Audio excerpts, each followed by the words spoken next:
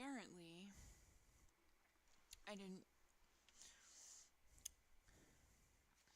I didn't realize it was going to go live while I was away. So,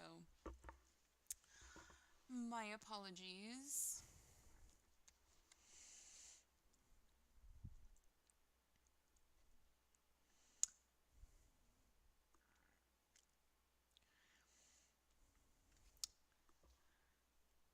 So, yeah, here we are. It's been a couple of days. Um, what the crap? What are you doing? Come here. Come here. Are you okay? Huh? That was one heck of a way to start the stream today. I don't know if y'all heard it, but my cat. So, like, under the desk that I'm using right now, there is a Rubbermaid container. On that container are a few things that when I still was working from home, I used more frequently. And little Miss Tamber here tends to jump onto that container and then climb into my lap. But just as I was sitting down and getting things kind of situated and I was going to do my awkward intro, someone tried to jump onto that container and bonked her head pretty good. And so now I'm all in concerned mama mode. You okay? Well, I assume so if you're gonna get into my shit. She can't be too afraid of that container because she just went back on it. So, anyway, been gone for a minute. Been a couple of days since I sat down with y'all and tried to have a conversation. And let's before we get into what the purpose of that space was, I just want to kind of start by welcoming anybody who does choose to join or watch this after the fact. As you may have noticed, there's kind of a history of these really long streams where I'm mostly just talking to myself. We are still trying to kick off a bit of a community here. We have a couple of regulars already, and hopefully that will just grow. Ultimately, the Ask Mama Lynn's channel is about providing a communal opportunity to discuss life's issues, ask questions, get advice, whatever it is that you might need. Maybe that's just being able to sit in communion with other people, as in, just kind of being recognized that you exist, that everything, will likely already or eventually work out. The concept of it started while I was in college, which was quite some time ago, but that's where I gained the moniker of Mama Lynn. And that was bestowed upon me because at the time I would sit in the lobby of my dorm doing a jigsaw puzzle, and at first I was the puzzle lady, and then I became the I was puzzle lady, and then I became Mama Lynn. Mama Lynn came about because as people would sit down and do the puzzle with me, what they quickly realized was not only am I good at puzzles, but I am a really good person to talk to about life stuff. So people would come to me, talk to me about their relationship issues. Uh, they would talk to me about school. They would talk to me about pretty much whatever was going on in their life, and they would know that they were going to get a pretty non-judgmental response from me, a blunt response from me sometimes, and I also can be pretty goofy, weird, uh, I don't know, sometimes funny, sometimes flirty, just kind of go with the flow, or at least I try to. And eventually I gained the name Mama Lynn because at least some of those people felt like the relationship we were building was very much so like a trusted parent. So, anyway, it's an affectionate nickname that I've carried for over 15 years now, and I'm not planning on dropping it. But I have several other nicknames as well. I stream a variety of different kinds of content under the ID of Tesla Coil with a Q. My internet nickname is the letter Q, which makes recent activity in the political realm a little bit awkward for me. I am not that Q. I just happen to be Q. I was named Q after a few different things, but mostly after the Star Trek character. Um, but, of course, yeah. And honestly, that's what I think about when I think about QAnon. Um, and I wonder how many people actually recognize the fact that what's going on with QAnon is very much so like the character Q in Star Trek. And I would be fascinated to know whether or not, conceptually speaking, it was like honestly wouldn't be surprised. At least at first, I wouldn't have been surprised if it was somebody like Bansky who was like trying to figure out how far they could prank the community or prank the population in general. The only reason why I wouldn't do that, like make that assumption or publish it as in like this is my theory, is because I don't believe that Bansky would actually be edging people towards what's going on right now. But the concept or the theory that whoever did is doing so modeling the behavior of Q from Star Trek is a much, much more convincing argument to me, especially when you consider kind of the love-hate relationship that happens within the context of, the next generation and, his other kind of flash appearances. And just kind of the way that the character of Q was.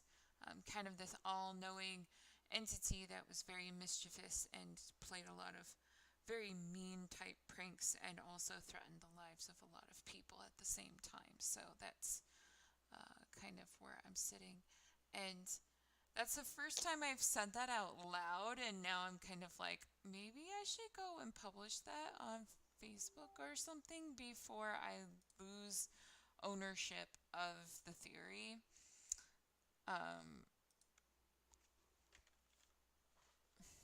So here we go, I guess. I'm saying just started streaming for the night and free associated the idea that QAnon is actually modeled after the character of Q in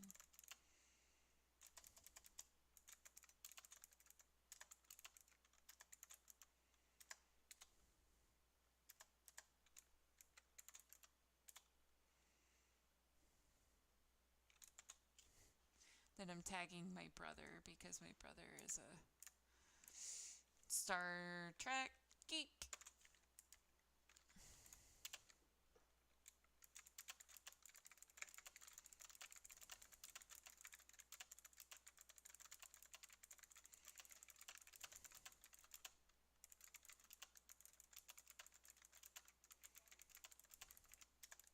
Said, As I started talking about it, I realized how fitting it actually would be that some random group of people decided to model the character in real life through a platform like 4chan just to see how many people fell for the mischief.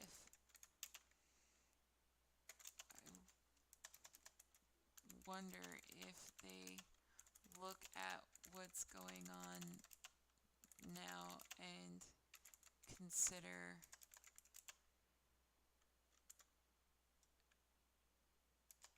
it a success or a failure.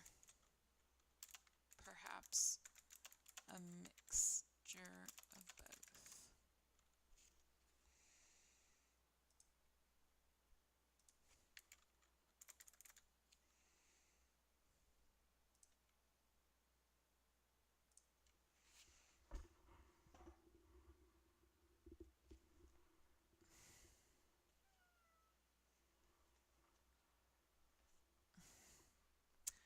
She just can't let me not pay attention to her. So, yeah, anyway. Got my theory out into the ether, and now we shall continue to sit while I have Mike and Ike's and think about life. So, anyway,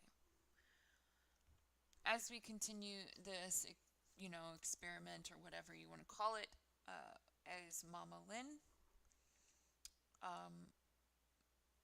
I would really quite appreciate it if you chose to like, subscribe, follow me on Facebook, whatever seems to fit your interest the most.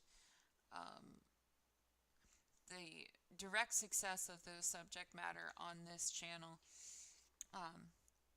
relates to how involved people do become with it, and it is, it's kind of brutal when you sit there and think like, I'm signing on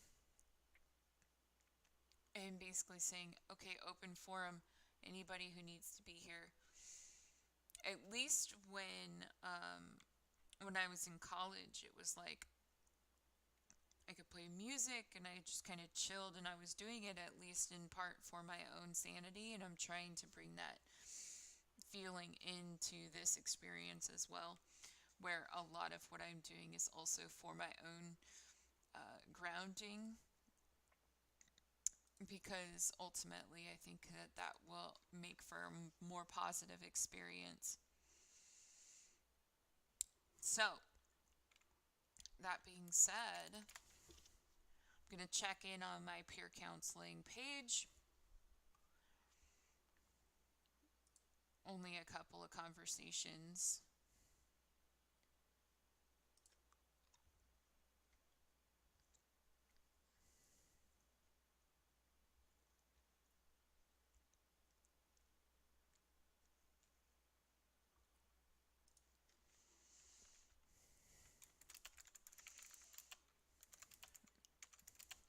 I have somebody who's offering to listen to me because I told them I was unable to do peer counseling with them right now because of personal issues.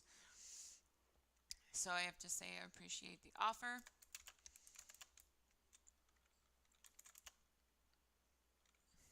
But I abide by the rules of the site, so that means I would sign in as a member to find a listener of my own circumstance. Have a nice day and better luck going forward. Let's see.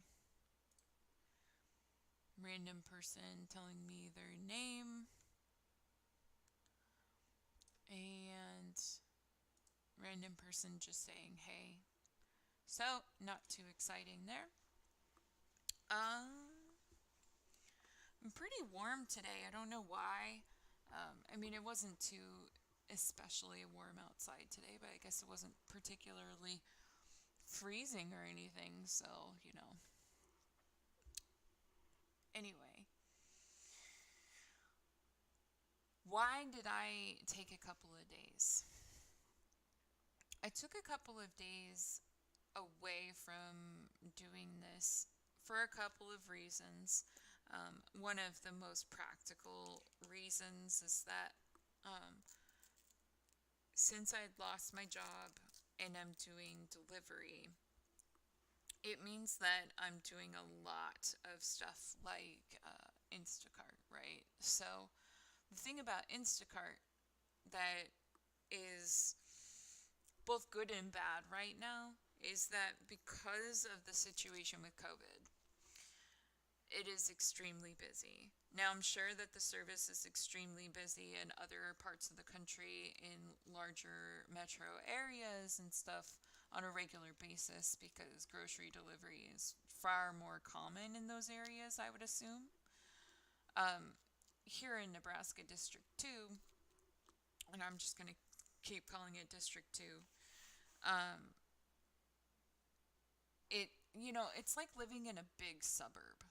So you have people here, and there are people who enjoy the convenience of things, but there's not like a compulsion that that's a standard part of life in general circumstances. So people didn't grow up with like, you know, getting takeout a lot or whatever. Like there's a lot of people who I mean, standard practice is going to the grocery store on Saturday or Sunday, getting food for the week, and proceeding to cook most of your meals at home and sitting around the table and that kind of stuff. Or, in theory. I don't know how many people actually sit around the table. Anyway, the concept of grocery delivery is still relatively new. Um, Things like Instacart have only been here for a couple of years. Now, I launched many of the services that are now here for convenience purposes. I kind of got into this kick of, oh, you're going to launch your campaign here. I would love to be part of that initial wave. So I'm signed up in a lot of them. That was how I made most of my money for a chunk of time between I got laid off from one job and I was trying to transition into another phase of my career, I guess you could say. And so for a while, I was doing exclusively delivery, but at that time, it was really about convenience. We didn't have something like COVID going on, so to make a living doing that or make enough money off of doing that to like pay my rent, for example, I was literally having to be in my car for 16 plus hours a day. And that being because like I'm sitting there trying to run DoorDash, Postmates, and Instacart all at the same time and trying to take myself out of queue on the apps that aren't running delivery through me at the time. Um, I did a couple of experiments to see, well, if I do a delivery for Instacart, can I do a Postmates delivery at the same time? I got really lucky a couple of times, and then a couple of times I really didn't, so I stopped doing that. But that was one of the only ways you could make any money because I mean, it was before a ton of the grocery or a ton of the stores and restaurants were on there.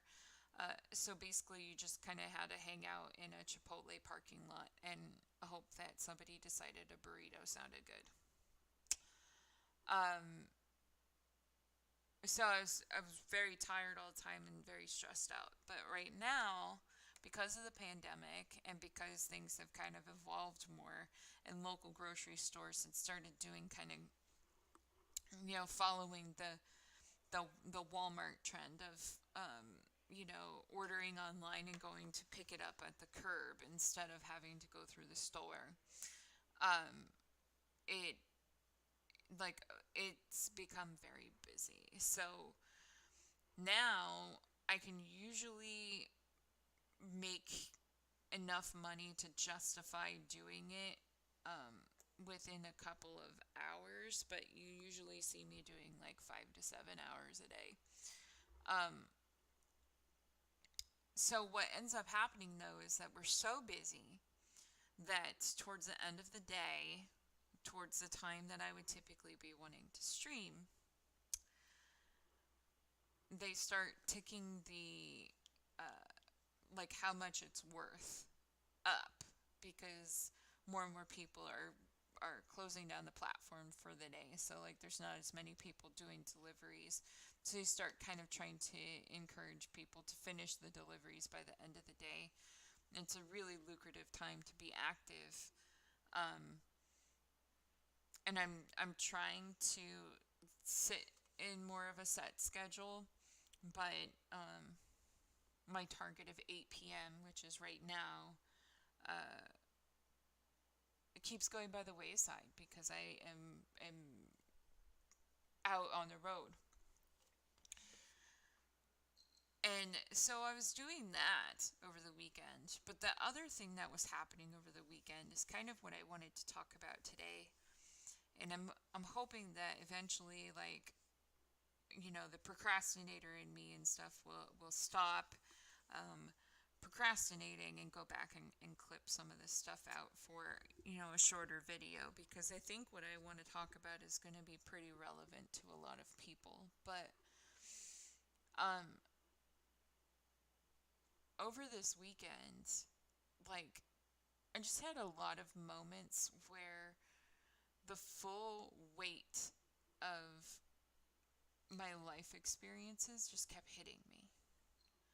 Like, I kept having these flashes of time while I'm driving the car, and I'm calculating my dollars per hour in my head, because, at a certain point it doesn't make any sense to continue, because then you're not making any money. And, I'm doing these calculations and thinking to myself,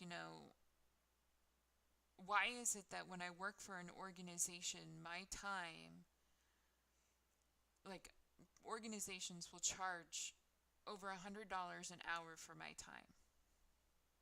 Like, they'll contract to a company. That company will be perfectly happy to pay a bill where they're paying over $100 an hour for my time, to tap my brain, for me to be doing things for them.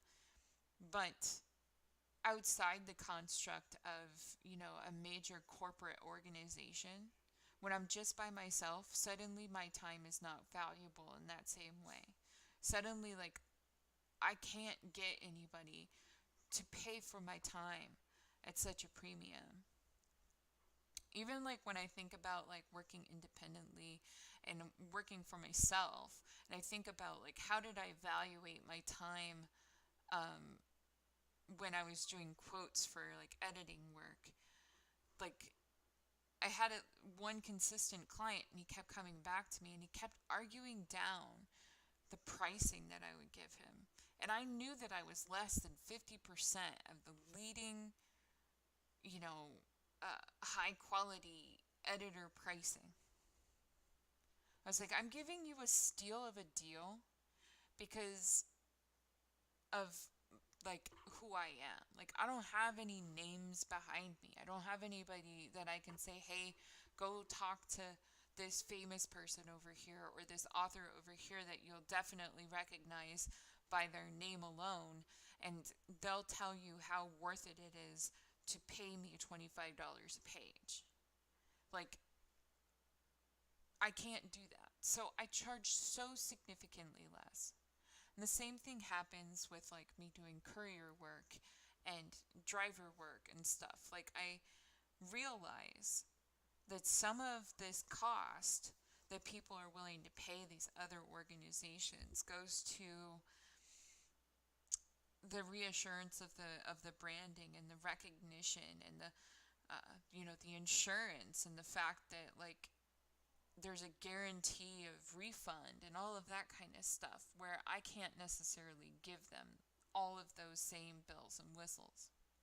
What I can give them is a highly personalized experience. So it's like the decision, do you want it to be highly personalized or do you want it to be like the streamlined efficiency with all your bases covered all the time without any question or delay? Because, like, I guess, if we're going to be real about it, like, I'll cover all my bases, but it's not going to be, like, an immediate thing. I can't, like, snap my fingers. There's no department set up to adjudicate your grievances on my behalf. Like, if you were to call a phone number that's associated with my company, you would get me. So, anyway, like, it just kept hitting me over and over. Like, why is my time so less valuable when I'm just by myself? And then that led to me going, why did I do the things that I have done in my life? Like, what has it brought me to? And there's not a lot that I can say. Like, this is not, like, there's nothing I'm really truly manifesting in my life that ultimately says all of these pains and struggles and fights that I have pushed myself through were worth it because I got this. And I think that when it comes to things like COVID, like it just makes it so much worse, so much harder. I don't know. I don't know what to do with myself because I already have, I have a diagnosed profound anxiety issue. It took me years to figure out like what medication support was going to help me. And despite like having effective medication to a certain extent, like I still have, you know, surges of intensity and seriousness. And, it's only recently that we've started to really kind of dig in deeper, where it hasn't just been an assumption like that I'm just unhappy with my life or unhappy with my body or whatever, but that rather it's like there's something truly hardwired in me that makes me experience things like anxiety much more profoundly. And, and it's, I tell you, like, even though I know that, I can't, like, it's like I can't just say, okay, you know this about yourself, so it's okay.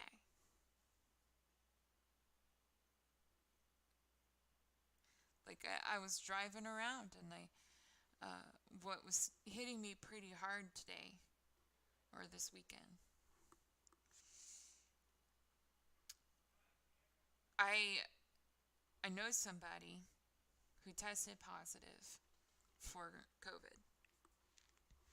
Not somebody that I'm particularly close to, but I know them.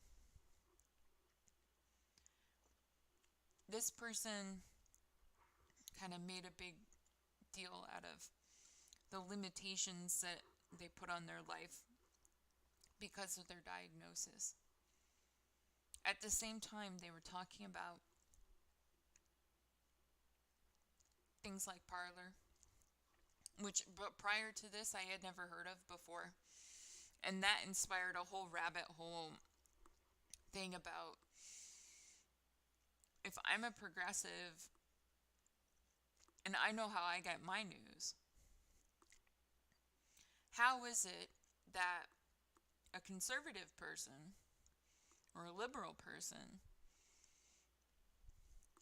can end up with a completely different interpretation of reality? Like, the facts are just different.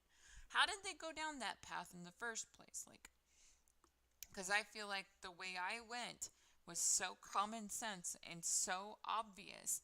Like, I don't understand how a person could have gone a different way. But they did. So, okay, fine, whatever. She doesn't fight with me, so I'm not too concerned about it. Thought about sneaking on the parlor, see what's up.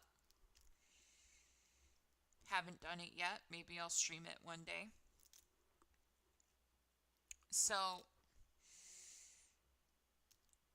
made this whole ordeal about it, and then they went on vacation. Like, not just like, I have friends who've decided to like get an RV, and since their family has to do remote learning and remote work and everything, they chose to buy an RV so they could travel around and do their remote work and just kind of have a fun with it and try to make it an adventure for their family out of it. Like, I can support that. I think it's absolutely asinine, absolutely disgusting that there are people flying to the fucking Bahamas right now. Like, who do you think you are? Like, just like when they just talked about the fact that like Carnival Cruises put out a cruise and people literally went on this cruise and proceeded to get COVID. And people are laughing about it and they're joking around about it in this dark humor kind of way. Like, that's where we all started. That's where like the most obvious place of sourcing for this illness came from in the very beginning. Before we had 250,000 people dead, we were talking about like Trump was sitting there going, don't let the cruise ship empty itself because we don't want our numbers to go up. How could you possibly think that right now, at the peak of a third wave, is the time to go on a cruise? Now I'm like, and here's the thing. If I were to ask those people, and their response was to be something like, we're looking at this, we're 65 years old. We're looking at this pandemic. We think it's going to kill us. And we have been waiting to go on a cruise. We've been waiting to retire to go on this cruise. The pandemic forced us into retirement. That's how our employer has chosen to deal with us.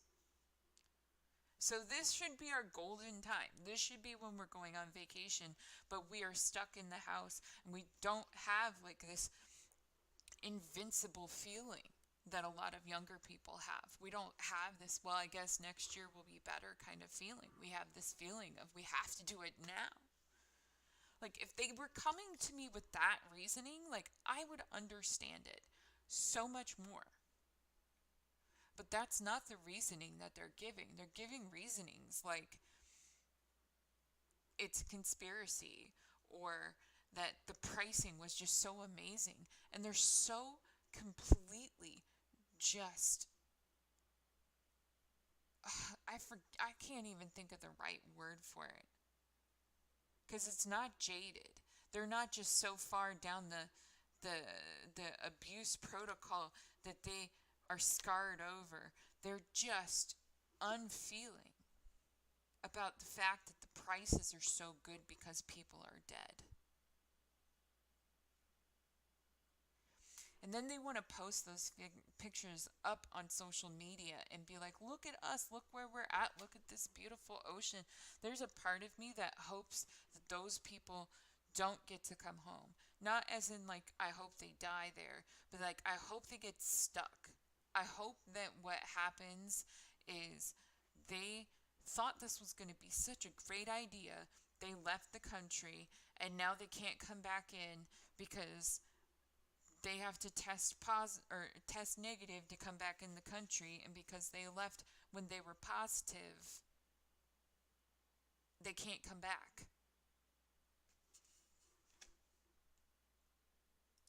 Like, it's insane to me that there are people who think that all of these choices are justified. And it pisses me off because I'm thinking about the things that I have had to go through in my life, things that I have survived, the things that I have faced in order to just be here. And Lord knows, like, I would love to be out doing something amazing right now that made it justified, that made all of the pain and the suffering and the fear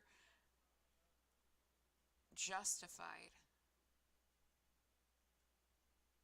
But I can't, because I'm also thinking about, like, I'm young enough to believe that I've got a couple more decades left of life at minimum, and I don't really want to do that with heart damage and scarred lungs because I caught COVID from being stupid. So I'm trying to do what I can to make it work.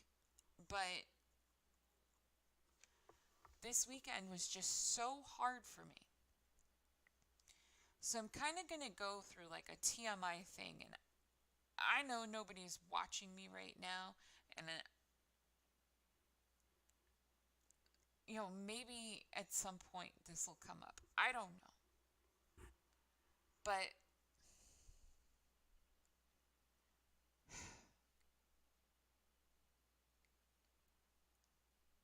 if we're going to talk about real life and the things that, I've been through or whatever,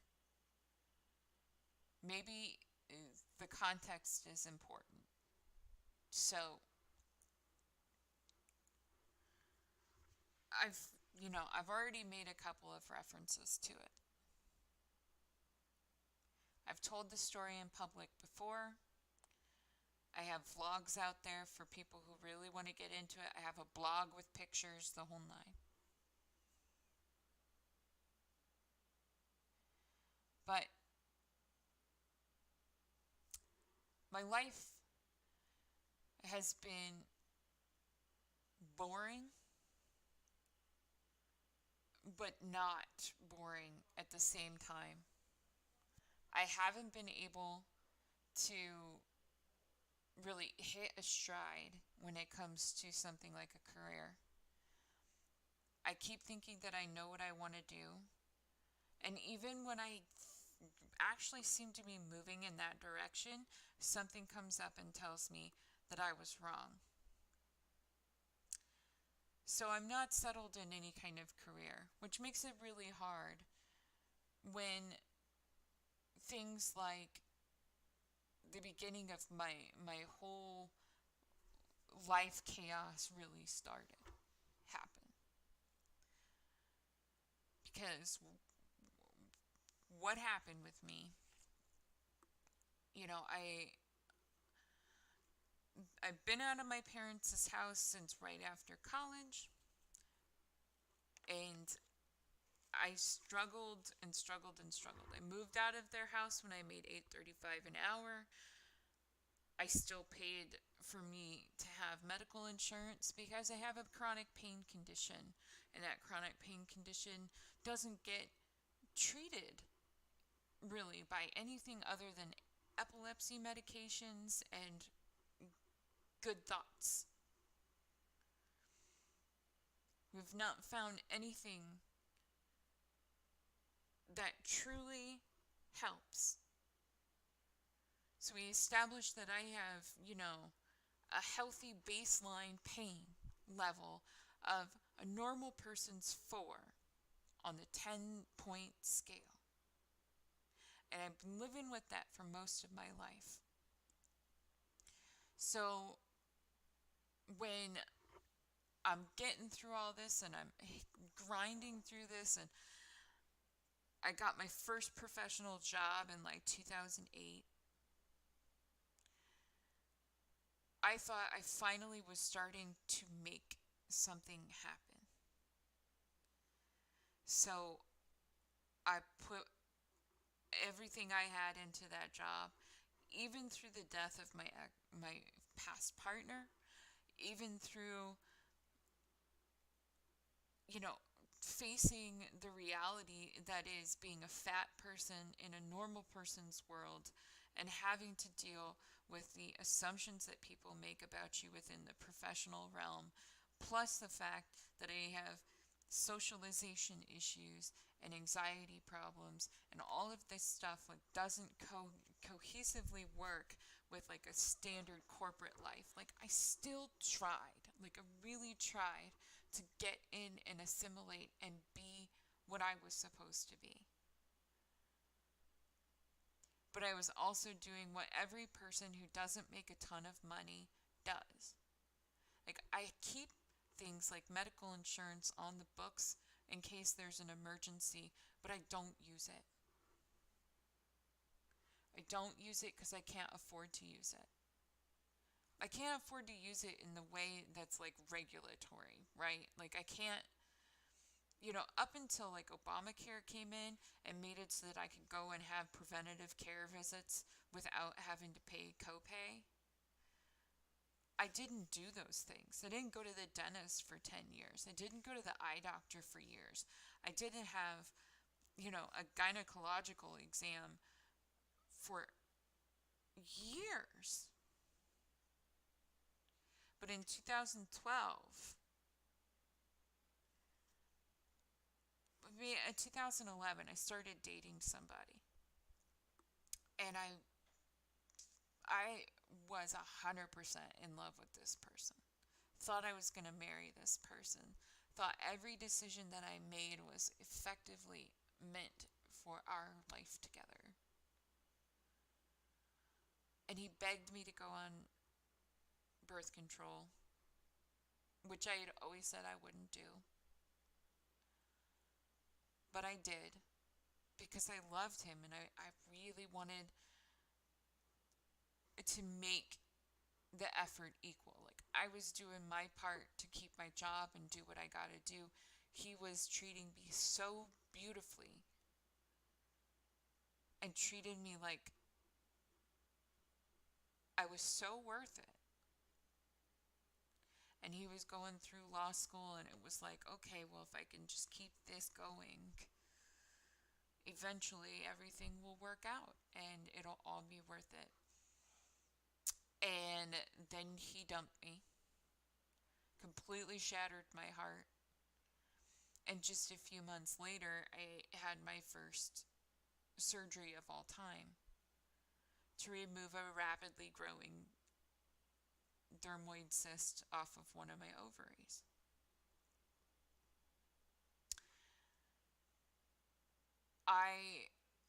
We're talking like something that grew centimeters in diameter over the course of a couple of days. So it was on its way to rupture without a doubt, and we were talking about, this is pretty serious. And they also, at the time I was trying to lose weight and I was really successful with losing weight at first, after I decided like to be really comprehensive and dedicated to the effort.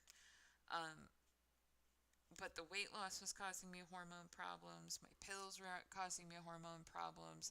That was making all of this stuff grow and causing all of this stuff to get all funky. And then I had to go in for emergency surgery. And when I had that emergency surgery, I also had just gotten promoted at the job. It was my first big promotion, trying to like make something of myself. And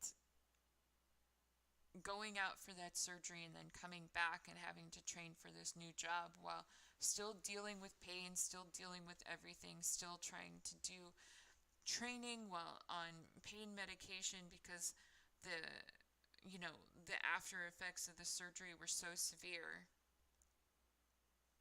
And I ended up getting fired because I couldn't keep it going. I couldn't do it. And at the time that I got fired, I had a new lazy ass boyfriend who just used me and took advantage of every insecurity and every generosity that I had. And And in 2013,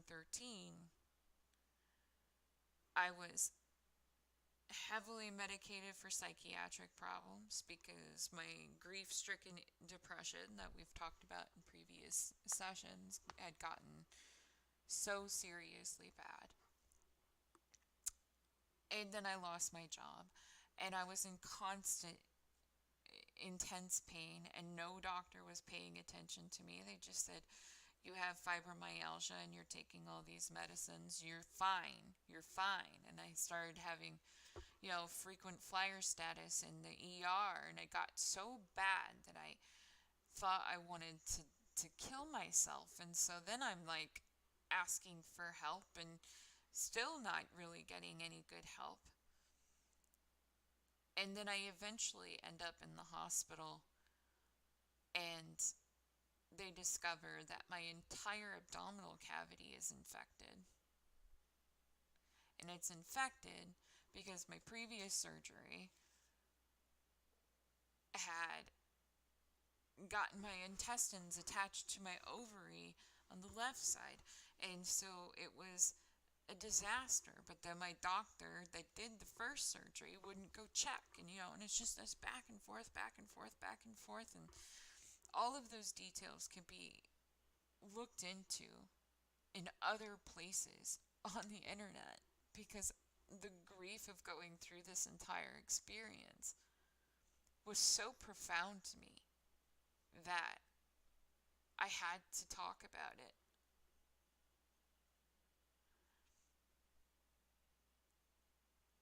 First, I lost one ovary because it died inside me, and I've never felt anything like that since. It's the most intense pain I've ever felt in my whole life.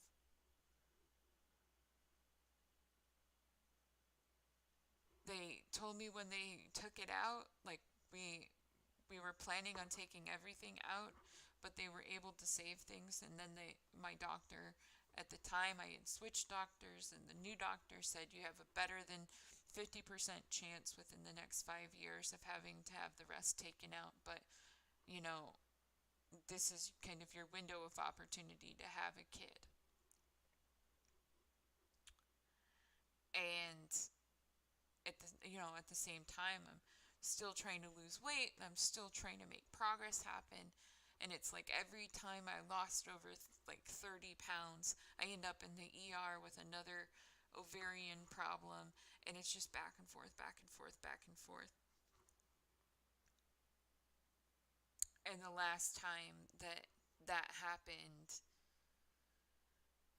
we tried some like aggressive interventions. None of the medicines were working. And every time you talk about it, people want to give you suggestions and tell you, well, you just need to do this. And you're like, I've done that, done that, done that, done that. Went through everything. And I finally got tired of it, and I asked her to take it out. I asked her to take it all out. And that's why I don't have kids. It was a voluntary choice. It was something that, I had pain absolutely every single day. And I knew that there was no guarantee that it was actually going to make anything better, but I was willing to give it a shot because I was in pain absolutely every single day. And having the hysterectomy, having everything taken out, was so profoundly relieving to me that I didn't doubt this decision for a second, at least not at first. One of my aunts had just died of uterine cancer, and and when they took all my stuff out, they found all of these kind of things, including, a very tiny tumor node in my in my uterine lining and stuff. And so I was like, you know what, this probably saved me the grief of going through cancer. And so I had to be okay and grateful for that.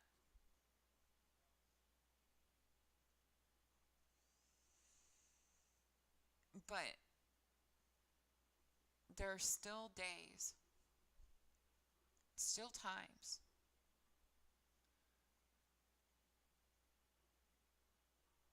where I feel that echo. And this weekend was one of them. And the echo I'm talking about is I can be as happy as I want to be with that decision,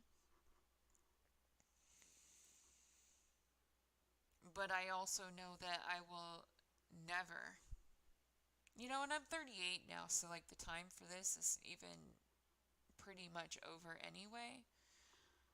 But I will never wake up, feel sick, and wonder if I'm pregnant. I will always have those times at the doctor's office where they need to do an x-ray or whatever, and they're going to ask me the question, or I'll go to the ER and they're going to try and give me a pregnancy test, and I have to like convince them that I don't need a pregnancy test because I literally could not be pregnant.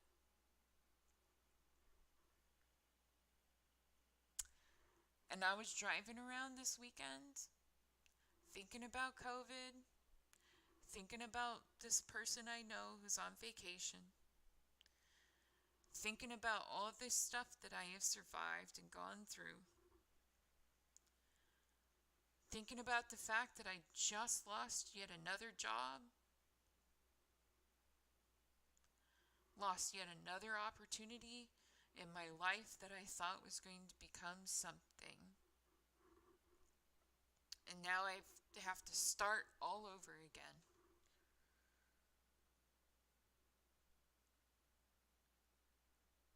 And like I can't plan a vacation. Just like last month, right before they fired me, I had just told my partner that I was planning on, come springtime, hitting the road and doing a big road trip and just going and staying with friends and working remotely from the road.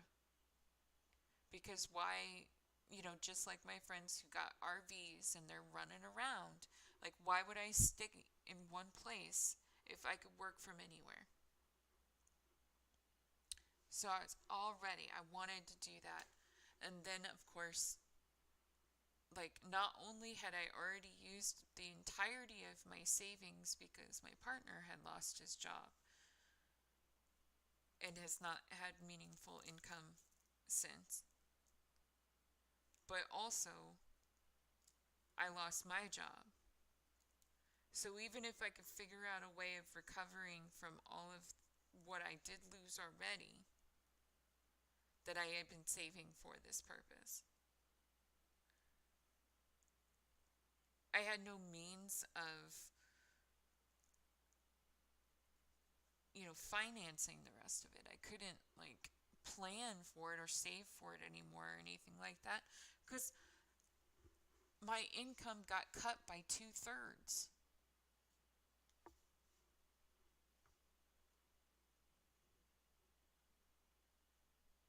So why am I doing it? And it hit me really hard this weekend.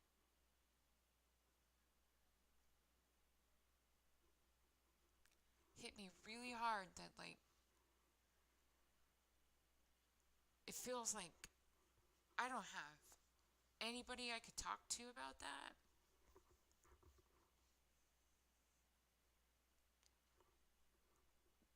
The feeling that I'm fighting the battle by myself.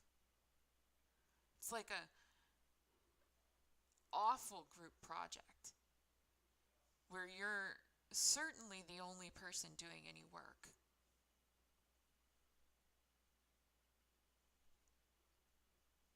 just look around and you see everybody else just kind of waiting for you to finish because they know that there is no way that the way that you are, you're not going to let it just sit. You're not going to just blow off the homework assignment. You'll finish it.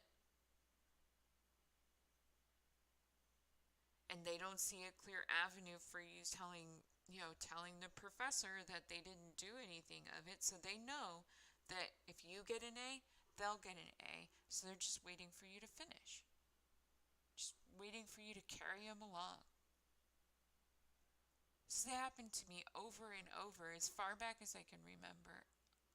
Every childhood group project I just wanted to work on by myself because that shit happened to me all the time, and it's just happening to me as an adult now too. And I'm tired. I want what I'm doing to actually mean something, to actually bring something to light in my life where I have this cumulative, realization that says, ha! That's why.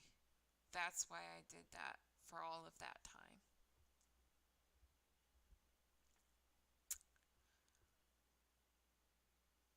But I don't see that moment coming.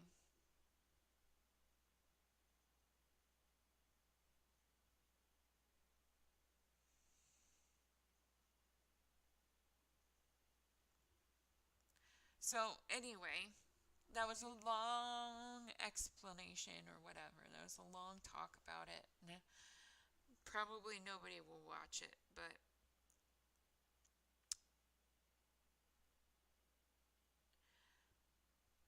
when you're in that space and you're feeling like you're just going through the motions and literally nobody wants your reality. Like nobody wants the real you. They are looking for their own distractions.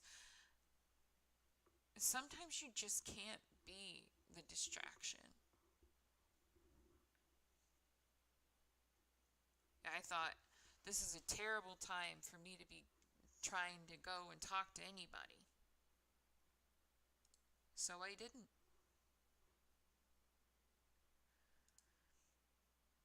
I started to feel really discouraged about this channel, about the things that I'm trying to do.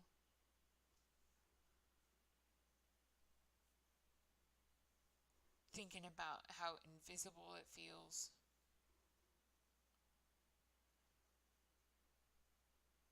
Thinking about how I can sit here and be trying to have a conversation and I can't get enough quiet in my own home to have like effective, sanctity of sound. Like I have to worry about what y'all might hear in the background.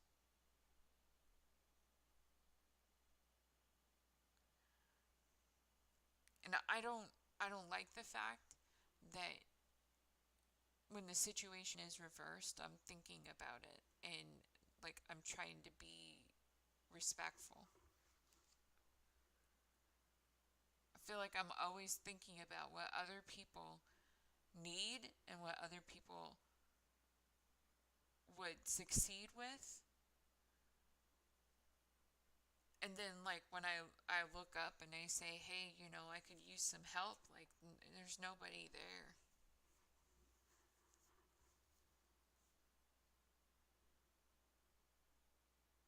Makes you wish that like you could be the kind of a taker. You could just be the taker.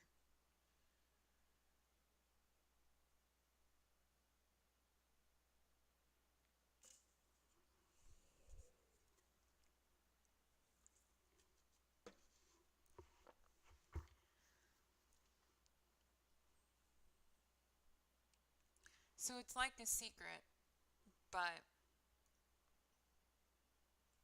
I'm now streaming it to the void, to the ether. So I guess it's not that much of a secret anymore, but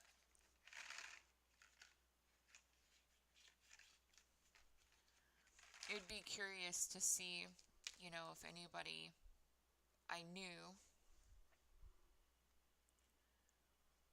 listened to any of that and found it surprising.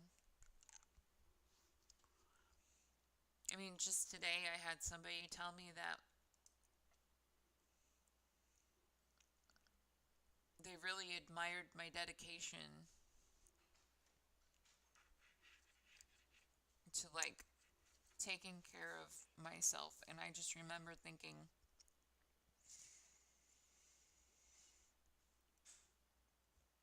they're so completely unaware of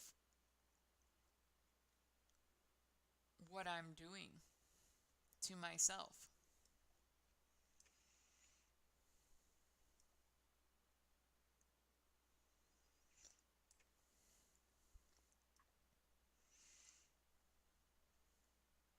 I learned long ago, though, that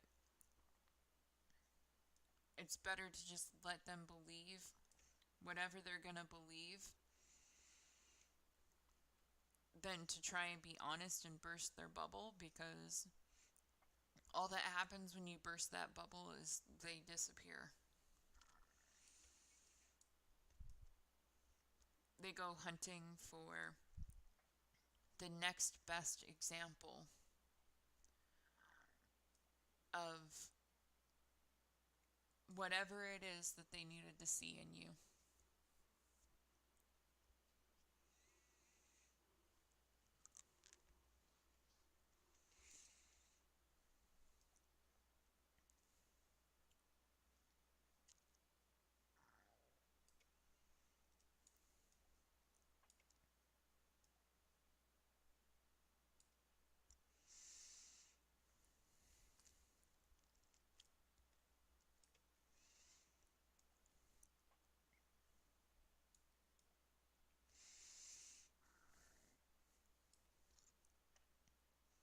But I'm going to keep doing this. I'm going to keep trying. I'm going to,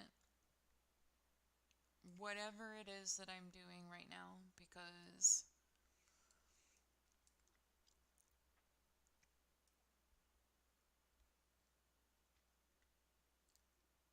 I have to.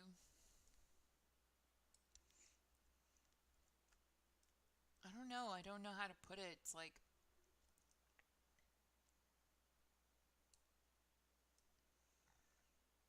if I already feel like the situation is kind of pointless or whatever,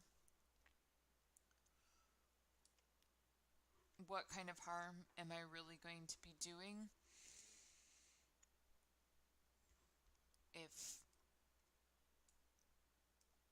I keep playing the game for myself?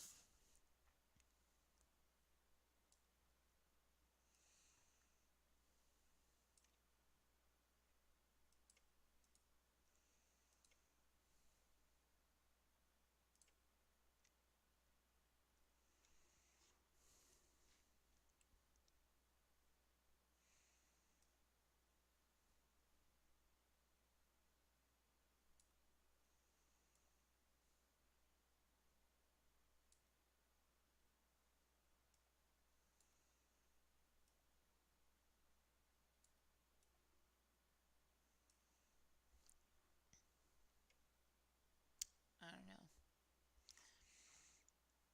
I guess I just wish it mattered more.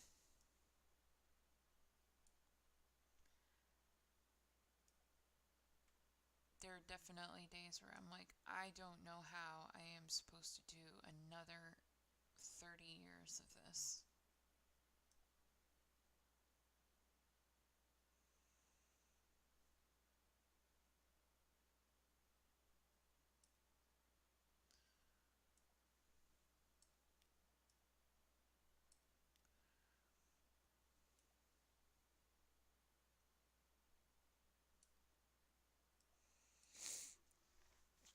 Oh, and a side note, I hurt myself this weekend. So, even if I was feeling especially exuberant and wanting to be all about it, what have you, um, I don't think I would have been.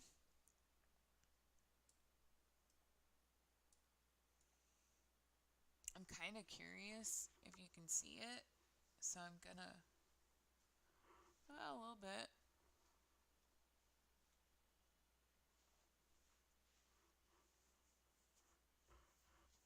So my whole shoulder is swollen, messed up, whatever. That's because my dumbass left the car, like, must have left the light on or something. And it's a little bit aggravating just because, I mean, it's aggravating no matter what, but it was little bit more than a little aggravating. That doesn't make any sense. Anyway, um, it was rough because I had just accepted a delivery. I was trying to head out on the road, get down to my car, and the car is dead. Battery's dead. And so, you know, I try to be fairly practical. So when I got my insurance, I put roadside assistance on there and I just left it, you know. I mean, I know how to do certain things, but like I'm just totally okay with hollering and asking someone else to come help me out and take care of it because I would rather somebody who is sure of what they're doing do it than have me poking around and guessing at stuff. So it's even taken me a while to become even relatively comfortable with doing things like putting windshield wiper fluid into the car. Because like all of that stuff just made me super nervous. And so, like, in between, like, when I wouldn't be dating somebody, like, oh my goodness, my poor vehicles would just, they wouldn't get a whole lot of attention. Sometimes I'd remember to take them through a car wash, but the idea of, you know, doing any regular maintenance on my own was very intimidating. Anyway, so over the weekend, the car was dead. I had to get a jump, and I was very lucky because one of my, I guess my now ex neighbor, um, he was in the process of moving items out of their apartment, and I was able to convince him to jump me. And I found it really weird that I had to like convince him to jump my car. Like, I remember when I was younger, it was just kind of like, I mean, obviously you don't want to have to jump start a car all the time, but like, it wasn't, I mean, maybe I just don't know, or maybe I grew up in like an area that, you know, people drove crap cars all the time by routine, so it was just part of the social protocol or something. But you know, and I understand that, you know, a lot of cars and batteries and stuff these days are way better, and um even in circumstances where there are not a lot of people, now have like certain tools that they can use to jumpstart their own car, so they don't need to really worry about other people. But I don't have that yet, though it is something that is on my list of things to obtain. So anyway, I finally get this guy to help me out, jumpstart my car. But we have to move the car first. So, because, it's boxed in. And um, unfortunately, we have some, I guess you could say, less than considerate neighbors in general that, that doesn't look like it goes there, but it does. So they park real tight.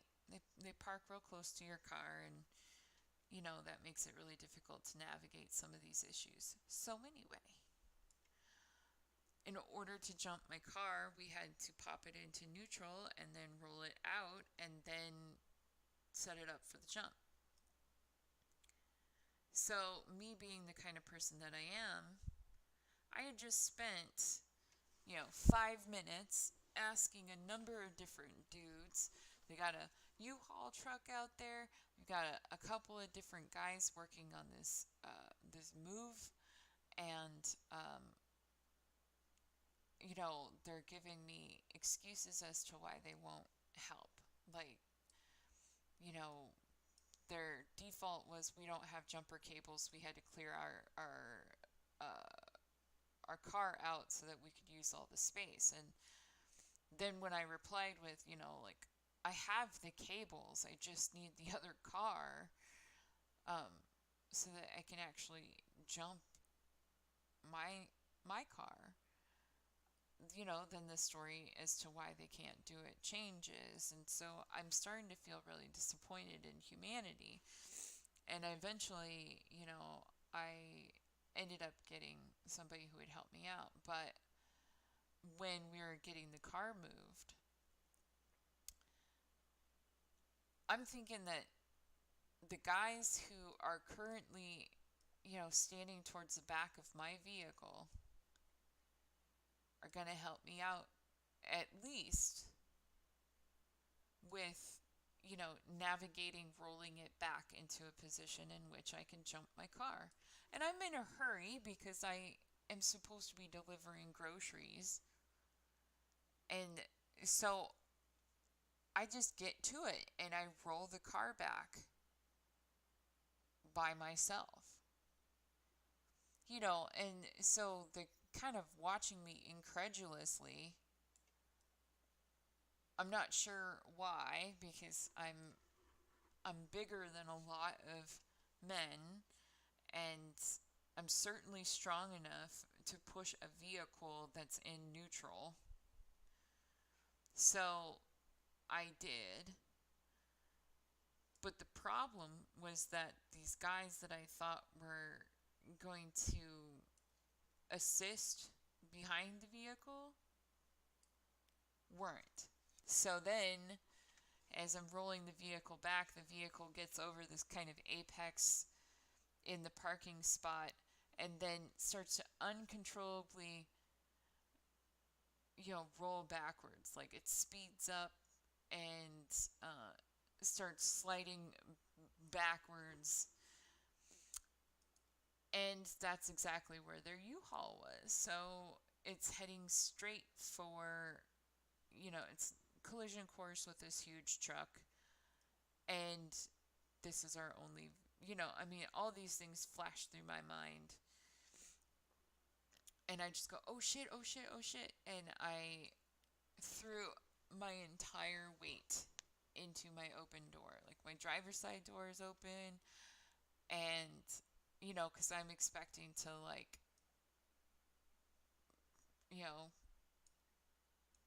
smash the brake pedal. And the car just starts rolling. And oh shit, oh shit, oh shit. Throw all my weight into there to stop the car. I slow it down enough so that they can kind of catch up with the situation. They like, and then the dude who's helping me with the jump gets behind the car and holds it with me for like 30 seconds while I get my foot on the brake pedal more securely. But just that motion, that throwing my weight into it to keep the car from rolling back into a U-Haul, has destroyed my shoulder. I mean, nothing's broken, but it hurts. And it sucks. And my faith in humanity is severely damaged and questioned.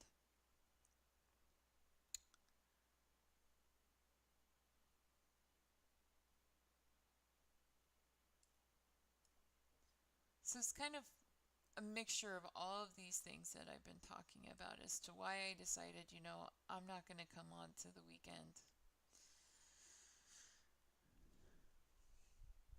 I just needed a break, I guess. I didn't want to hit any random person who came around with the brunt of that feeling.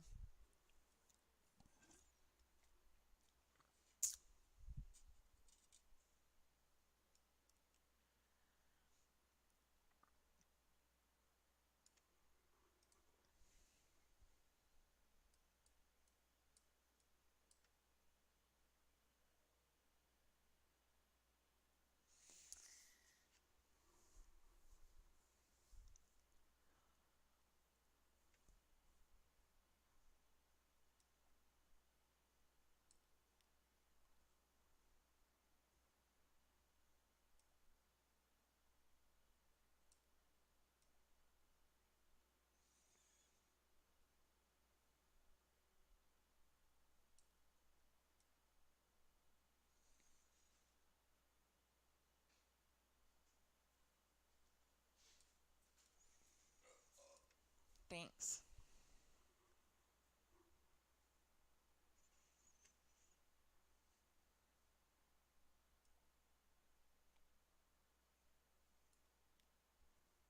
What? I didn't say that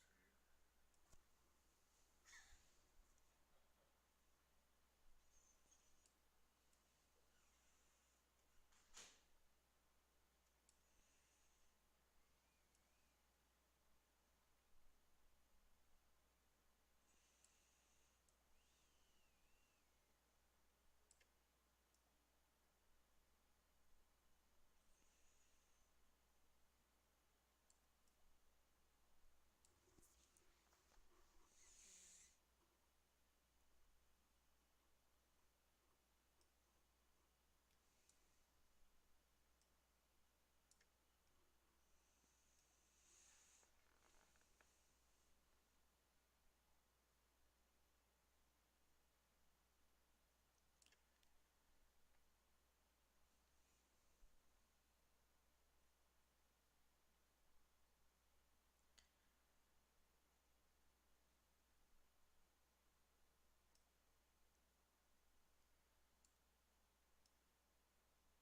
Maybe tonight was too early for this.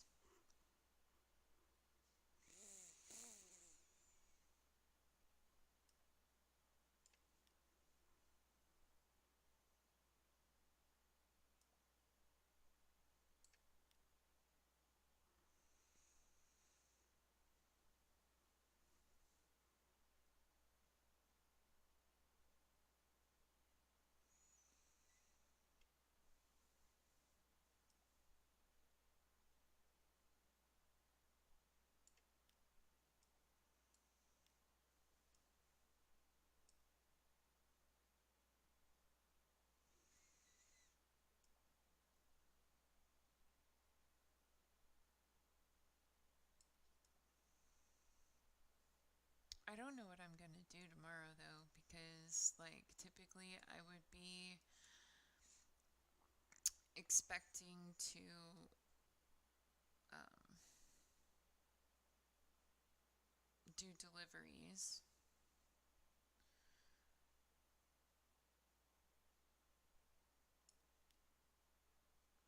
But my arm hurts.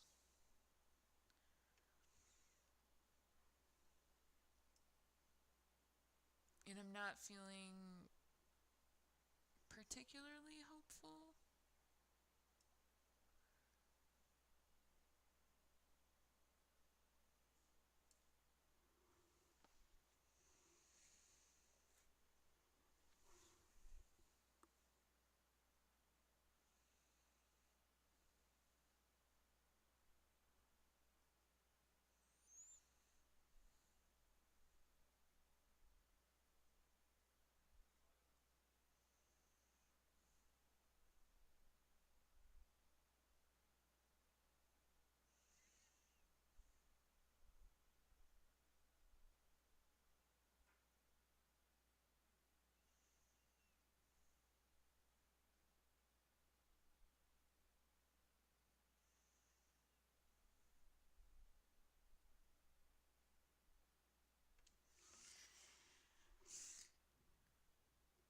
I know this is really rude of me, but I have to check something because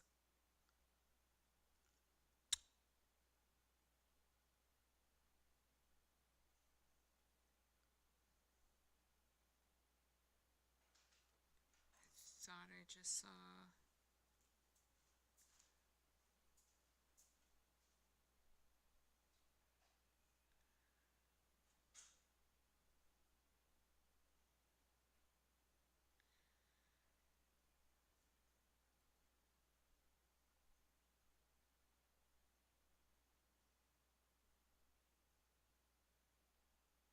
Guess not.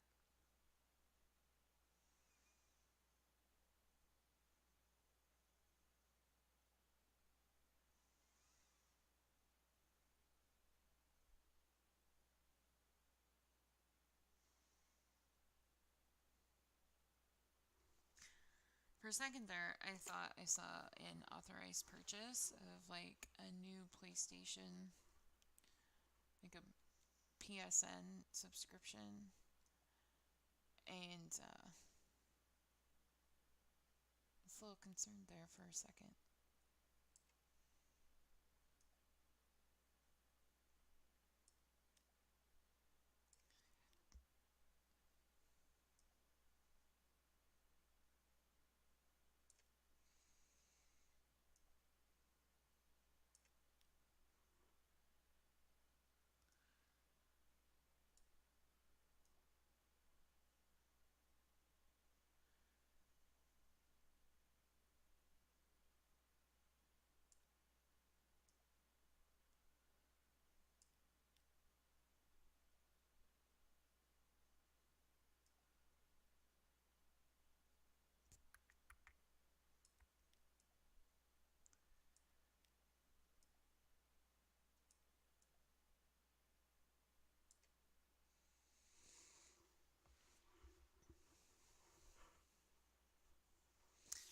Well, I've been on for about an hour and a half, and um, yeah, I don't know. It is what it is. I am hoping that persistence makes way for new adventures.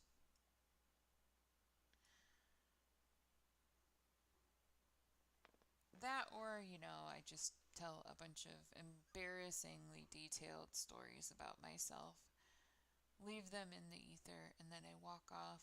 And then eventually, someday, somebody that knew me once upon a time will find them, and maybe they'll be grateful. They can.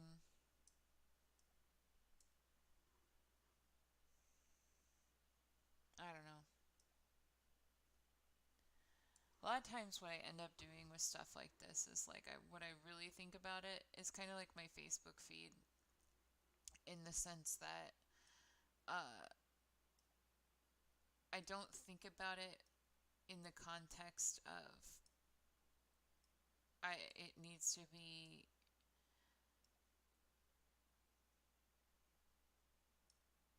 particularly consumed or anything like that. It's more about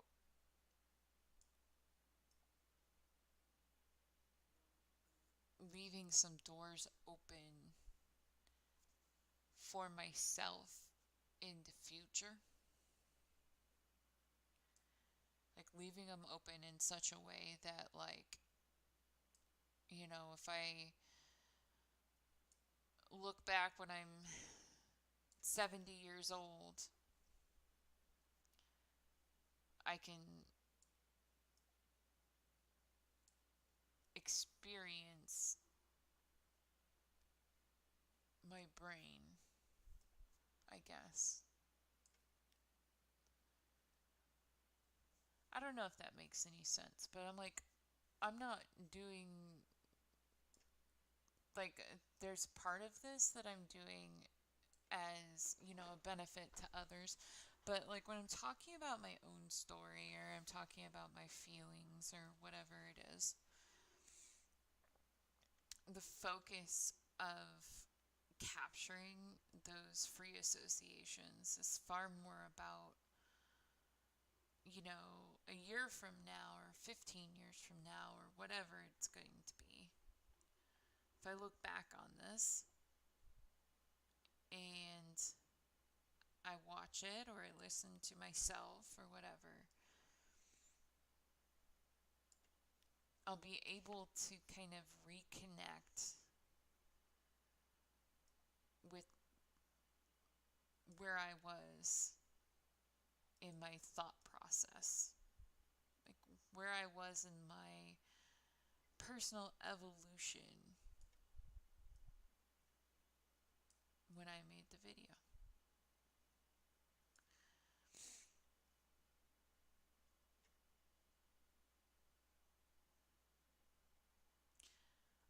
That's one reason why I really love the Facebook Memories feature, because while I realize that there's a ton of people on there now, and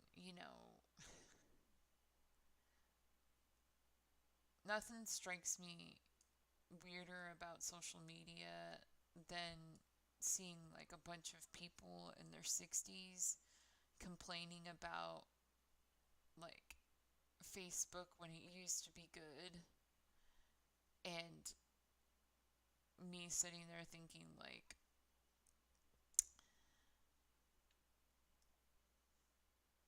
when Facebook started, you couldn't even be part of this.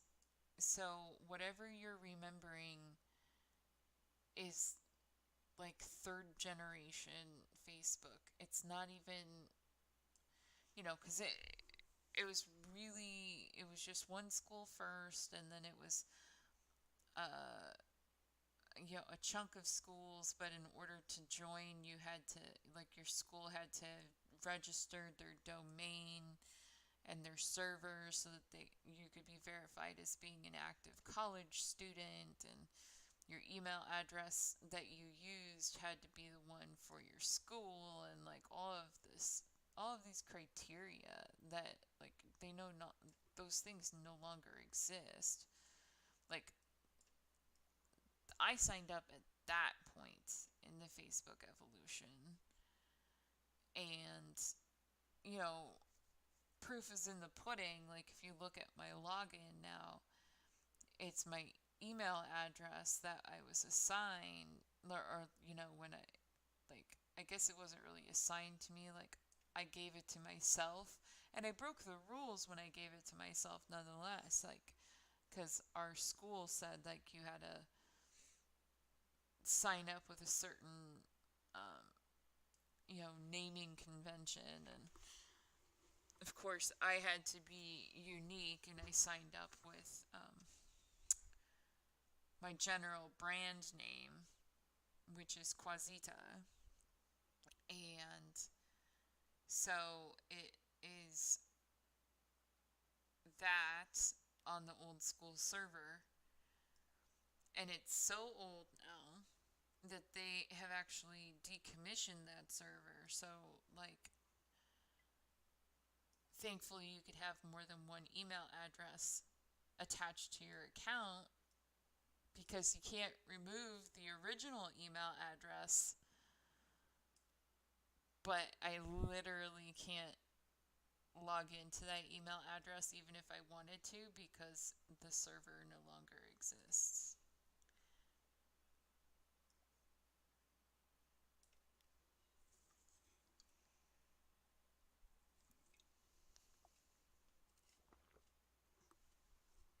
I guess that's a fun little anecdote.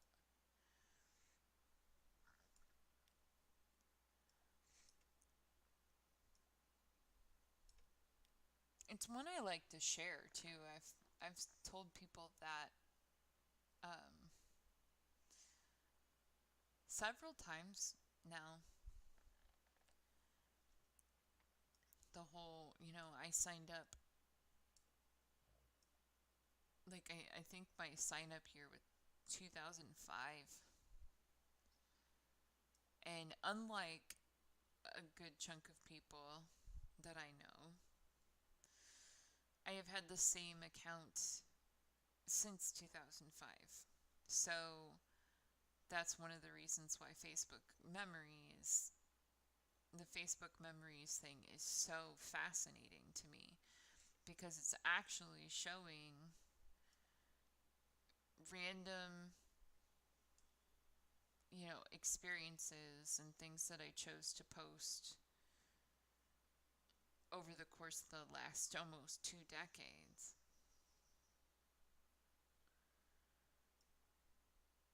So there are certain things that come up that, like, they they definitely fall into that category of, oh my gosh, stop moving the dang piece.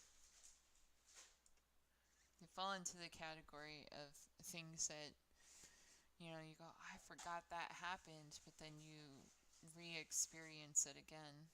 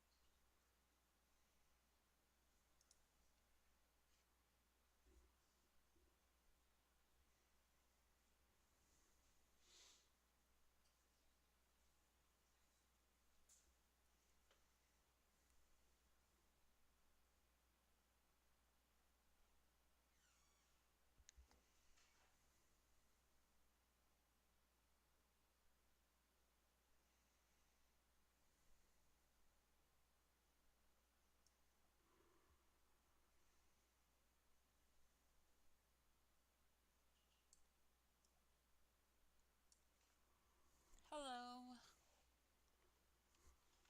What's going on?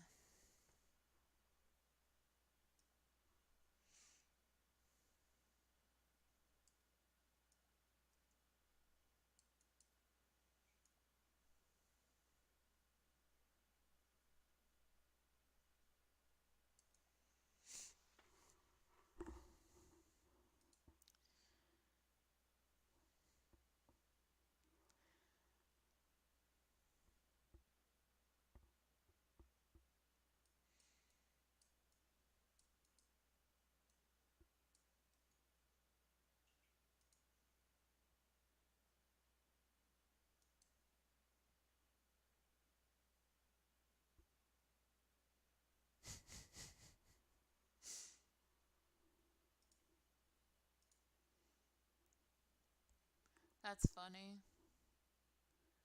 I just got curious to see what would come up if I Google searched your uh your entry, and it came up with a horror movie that I've never heard of before.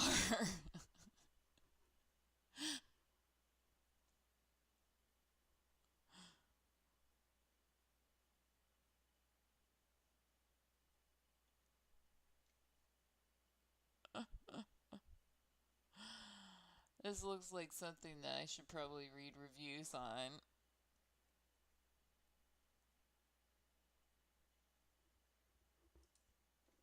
So we're gonna.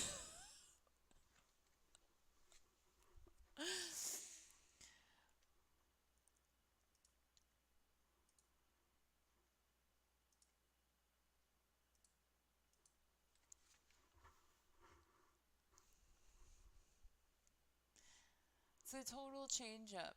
And the funniest shit about that is that this person comes into the chat. I guarantee that it's supposed to be some kind of insult. 100% guarantee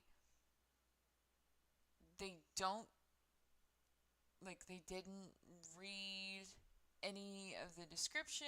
They didn't check out the Facebook page before, like, making a comment or whatever. And then they leave. And they leave just as I'm doing something that might actually be remotely interesting to them. Like, I just spent an entire hour just talking about this shit. Like, just talking about all this stuff that's heavy on my brain. And now I'm looking at reviews of apparently a terrible movie.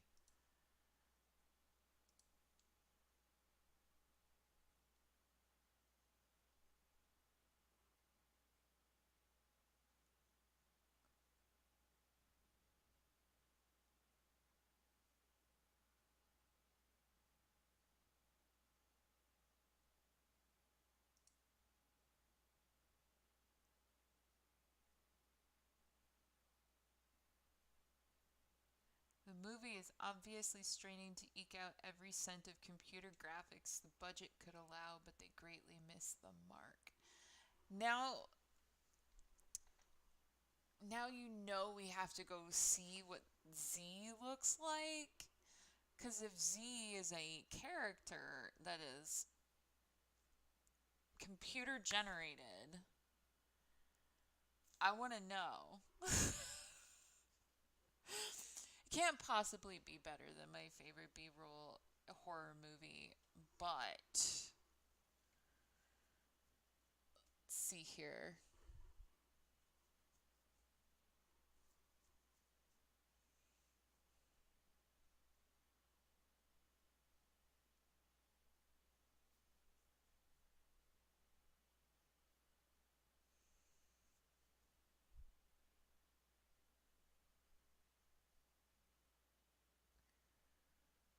Hmm.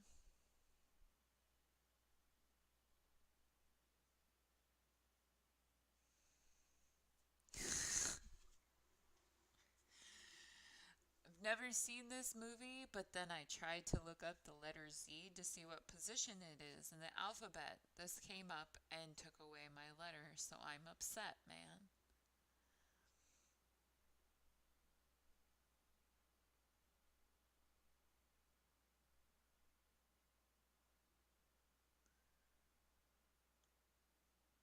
Snow Queen 2, It Gets Colder.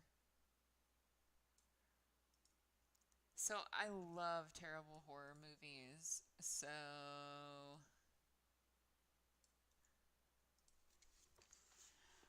I guess we're gonna start making us a list. I have a friend that I share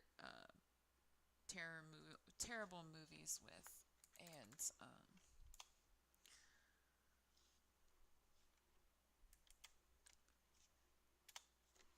it's kind of falling into the category of, okay, well, if we're gonna see all these like comparative analysis. Like, this is a terrible movie, but it's not like it's even, if people say it's even worse than blank, whatever fills in that blank is going to go on my list.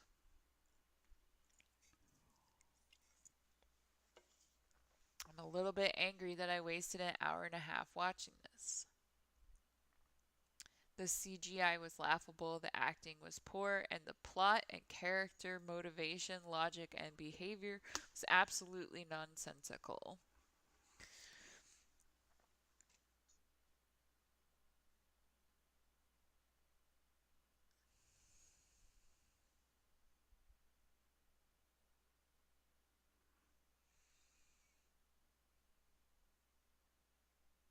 Bad movie, no good movie, movie bad, because I don't know any of the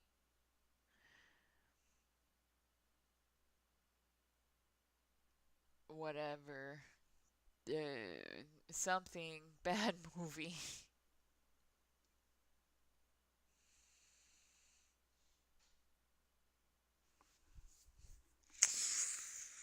Hmm.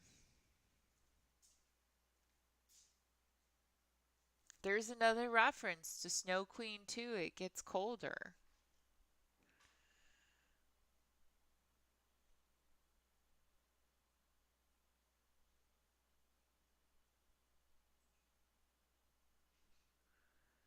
I had a nightmares.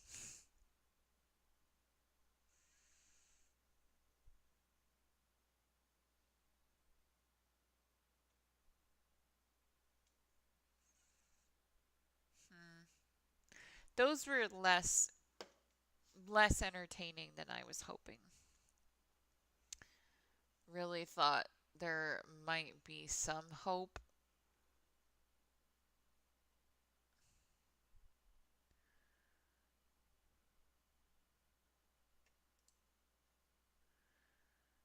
Not actually going to watch it right now, but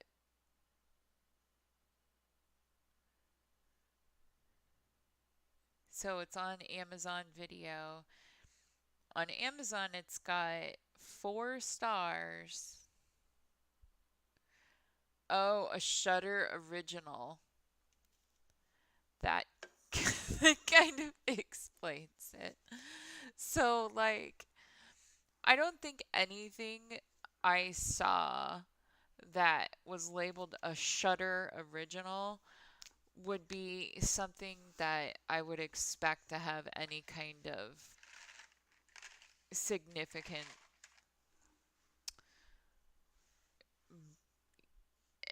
anything worth really paying attention to, I guess.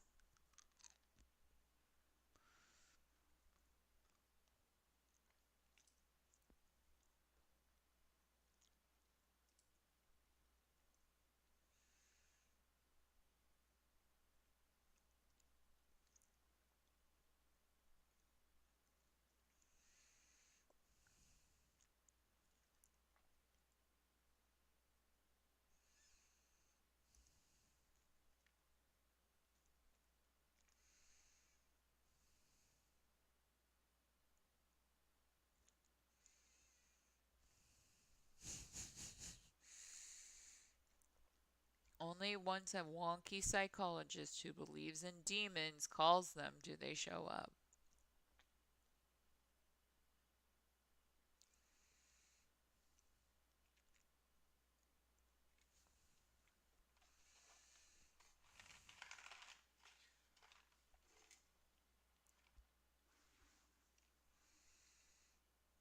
The Visit, never heard of that one either.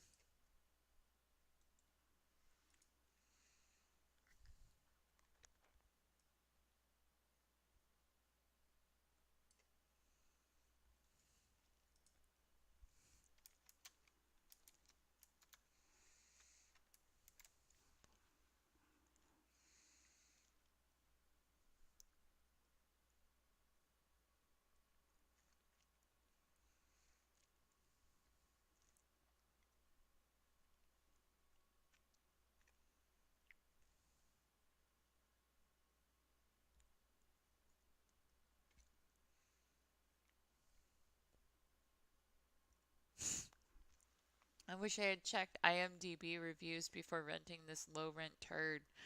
Z steals bits and pieces from successful horror films such as Babadook, Insidious, etc. I have not seen Babadook, and I thought Insidious was boring, so I'm not sure about that one.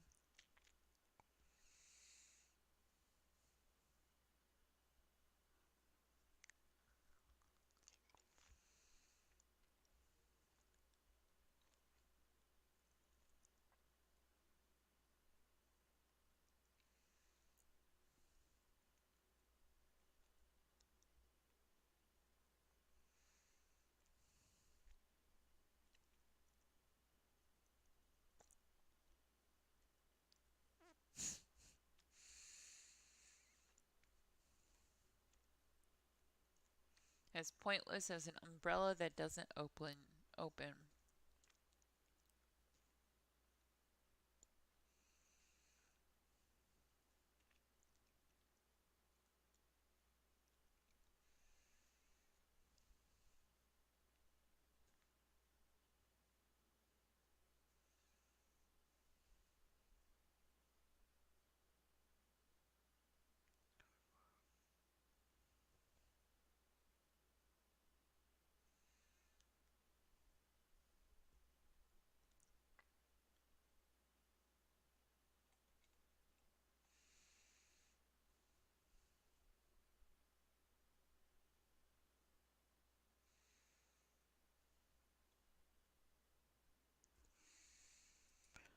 Well, I guess that was like, if my experience of the reviews are indicative of the movie in general, then it really is a waste of time because those reviews are totally, totally boring.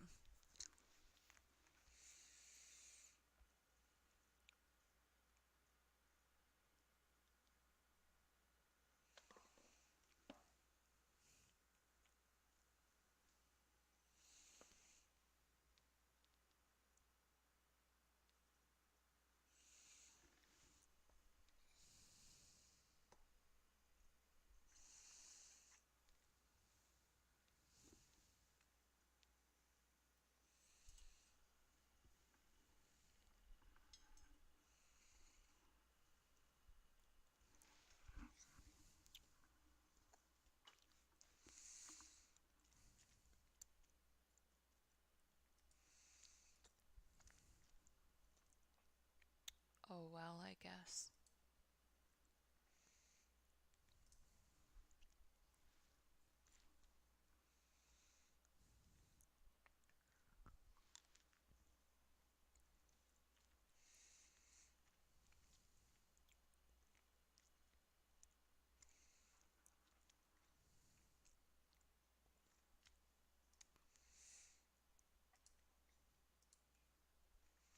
It's too bad.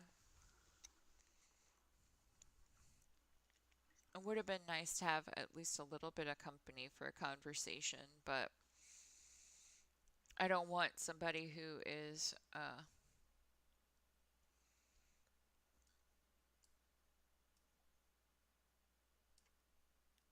not interested in the engagement.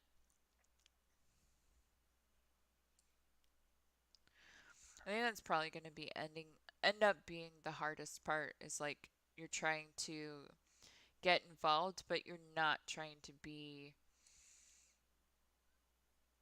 I'm not trying to be a distraction. I am trying to be. I'm trying to open a door, I guess. Whether that be by demonstrating the experience I'm having and therefore, allowing others to identify with my experience or, listening to one of you guys, you know, dealing with your experiences. I want to be here. I want to help. I want to be of consequence. Like I've been saying this entire stream tonight, like I want the experiences that I've had to have been fucking worth it.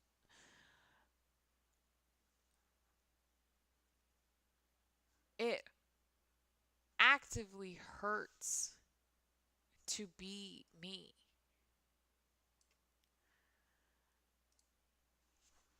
I I watch things, like I was watching a Born Different segment the other day, and I was watching a particular episode about one of the um, I forget how to say it, epidemius bullosa or whatever, like the people who don't make the right protein in their skin, so like their skin just kind of sloughs off, and it's supposed to be one of the most painful ways to live ever, and it eventually uh, it's considered a fatal illness, but it's one that you're born with, and so it's like, I was watching a this uh, I was watching an episode of Born Different, like I said, and it was the first time that I had heard about the fact that um, they'd actually determined what appears to be a treatment for this issue. Um, and maybe this is like, it'll be like the final thing I talk about or whatever. Maybe it'll be interesting enough for somebody to come by and stick around. But anyway, so you have this condition, and the condition makes it so your skin falls off, and so you're born with it. And one of the classic stories that you hear from the parents is like, I remember the minute that he was born, I knew that there was something wrong. The nurses were trying to dry him off, and we just watched his skin just roll off his body. Like, basically, when you're newborn, your your skin is so fragile and wet and um, malleable to start with that even the slightest pressure upon the skin of somebody who is born with this condition will take the skin straight off of their body. And and then you see the pictures, and it's like literally just like dermis and just like blood vessels and tissue. And so I can't help but feel awful for these people. It's almost like there's a couple of different conditions that you know they're labeled as rare, but they're also like they feel like they're not very rare because they, one, know what they are, and then two, because I've seen more than one person with the condition on these shows. And I have to remind myself that just because I've seen more than one person doesn't mean that it's, more common than they're telling us that it is. It just means that they were able to find people with the condition, potentially because those same people had registered with an organization, stated that they were willing to be contacted, and they're one of 15 people, so like of course you're going to see them. So anyway, the treatment that they were talking about was fascinating, though. And it was fascinating in a couple of ways. But first of all, like I said, it's the first time I'd ever really seen anything about treatment. I've seen lots of discussions about pain management. There's at least one kid that died from it. His name was John. And when they would talk to him, he would be trying to keep a brave face and everything like that, but like I just remember thinking to myself, like, once you got to like your teenage years, and especially like if you're a dude, and I mean, in theory, like you're still experiencing all like the normal adolescence and stuff like that. So like you get to be a dude, and you're 13, 14 years old, and friction pulls the skin straight off your body. Like, that's that's got to be torture on more than one level, right? Because not only do you have the actual condition that puts you in an extreme amount of pain 24/7, and requires aggressive medical dressing changes and shit, but you're also talking about um, putting your newly budding adolescent libido in jail, essentially, because like if you knew that doing anything to yourself would just pull the skin straight off of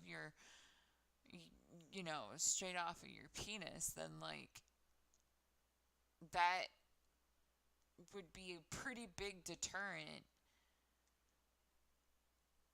But I'm certain that it doesn't like stop you from wanting to. So that's got to be torturous in itself. So anyway, the kid that was in this particular episode was 5 years old. So hopefully he wasn't dealing with those feelings yet. So they were talking about this new treatment system. The kid that they were talking about in this particular episode is only like the 13th person in the entire world to receive this treatment. And like his parents had literally family planned around his treatment, and that was like the one thing about it that really made me feel creepy about it. And that's because they stated in this show that they had done embryonic screening in order to make sure that their next child would be a bone marrow match. Like, that was some eugenics kind of shit right there. Like, I understand that parents will do whatever they can for their children, and maybe I'm certain that there's going to be at least one or two people who would be willing to say that I will never understand, and they'll be willing, those one or two people would be willing to 100% be torturous or abusive or whatever word you want to say to describe it. They'd be willing to be that way towards me, knowing I can't have children, to say that I don't have a right to my opinion, and I could never understand the lengths that a parent would go to in order to take care of their kid. I'm like, I get it. I understand that I don't have kids. I never will have a kid in that way. And so I might not know the extreme compulsion feeling.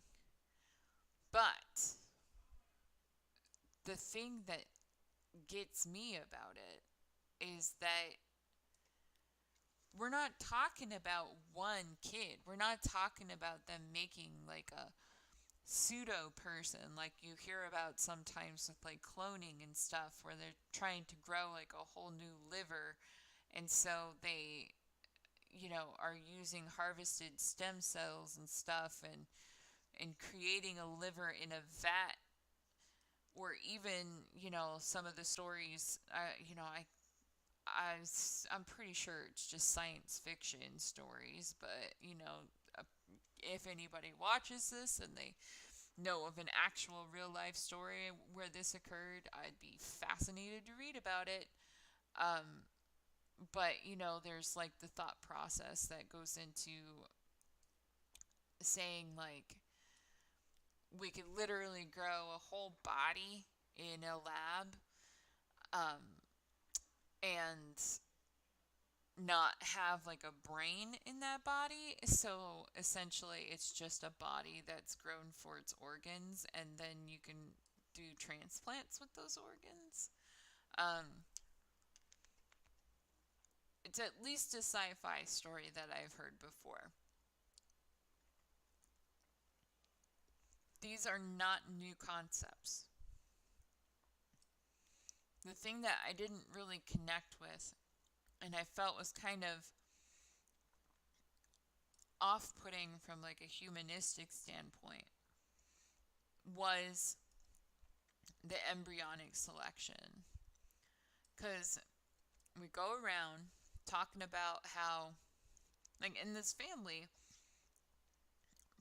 you know, reported themselves to be Christian.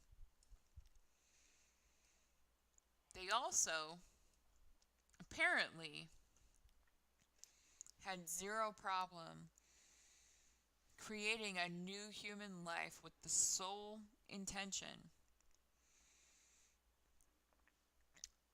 of harvesting organs from it, or harvesting tissues from that person, as a person with a brain, a person who is experiencing things. It's an infant, so like they don't necessarily, like, at least from what we understand right now, we don't believe that this person understands language on a level where they'd be able to understand consent, or otherwise at least be comforted by the explanation of what's going on. We talk about, one of the arguments that I've seen a lot of people make about things like abortion recently is that we can't compel a person to give up their body for 9 months. We cannot legally require a person to allow another person to use their body for 9 months. And I generally agree with that. So why is it okay for us to say, okay, well, I want my existing child to survive, and I've heard about this treatment. The treatment requires bone marrow. We can't find anybody who's a good match, but we know if we try enough times in a vat, we'll create an embryo that will be a decent match for our child. So then, that's what they do. They find the embryos that would be a match, genetically speaking. They implant said embryos, carry that child to term, give birth, and 10 months later, put that child to sleep so that they can give him an invasive bone marrow tap in order to harvest the stem cells for their other child. And that's like the entire purpose behind this kid existing in the way that this kid does. I'm really uncomfortable with this idea, because we're not, like, I'd be more comfortable if they were saying we created brainless tissue in a vat out of a series of embryos. That I don't have much of a problem with. But once we're starting to talk about the fact that we created a person, and then just because you're that parent, that person's parent, and that person is too young to give consent on their own, and therefore by law, legally, you are allowed to make decisions for that person, and you make the active decision for that person to have minor spinal surgery in order for the benefit of somebody else. I think that's disgusting. And this is all while, like, I feel sympathy for their child that has this condition that is gonna slowly kill him, is slowly killing him. I feel that way even though the trials of this treatment, for the majority of the few people who have had it done, it's gone well. What I don't like about it is it's like setting a precedent, especially because when you look at what occurred, you have a 5-year-old and an infant. When you take this combination, the recovery rate for the patient with the condition was remarkably faster than the existing examples, which one could potentially conclude that it was because of both the age of the patient and the age and quality of the sample that was provided. So my thought process then is, if we report on this in this way and demonstrate that these qualities help guarantee an extremely positive result, we're effectively encouraging parents to create a new life for the sole purpose of tapping into it. And I just, like, it's gross. This is completely off topic from where I was at, but I guess it, like, where, when we're talking about, like, the subject matter of tonight or whatever, where we're talking about these secrets or whatever, this is basically a secret, because, like, these two brothers, like, ultimately they're gonna have this bond or whatever, and I think that's how they kind of sell it to you, for the feel goodness of it. So they'll forever have this bond that the younger brother will always be able to know that he saved his big brother's life. His big brother got better because of something he did by just existing. But the only reason why he existed is because somebody said, we can more easily abuse or use this person's body for our purposes than we could use or abuse the other potential people in this vat.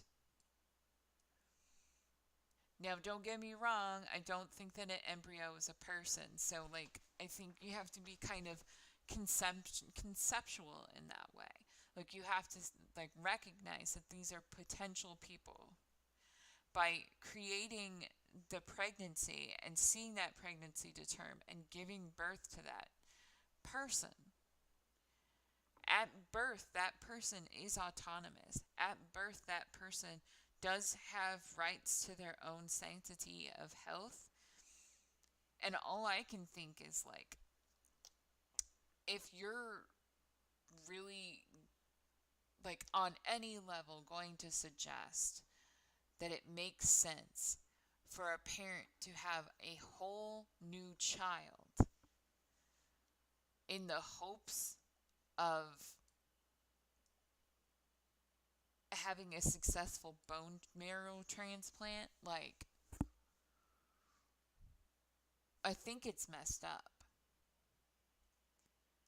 I think it's doubly messed up if you think about it a little bit further, because in theory, um, if they could target something like what, you know, like they know at least some uh,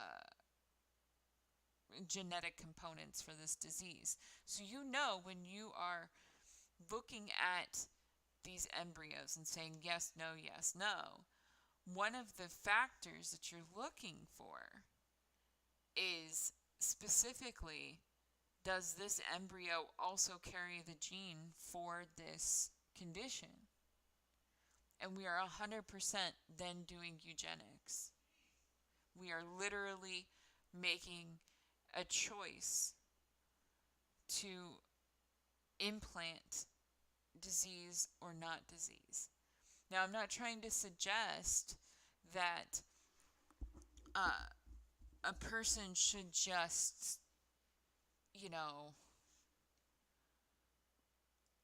like I guess I don't really know what you can say about that, because clearly we have the capacity to screen before implanting. So the question, like the moral question there would be, if we provide like amniocentesis to confirm Down syndrome on a level that's early enough to be legally terminated if the choice is so made by the the person who is pregnant, if that's okay, and we have the capacity to, you know, effectively screen for something like Down syndrome before the pregnancy is viable, before it begins, you know, when it's still just a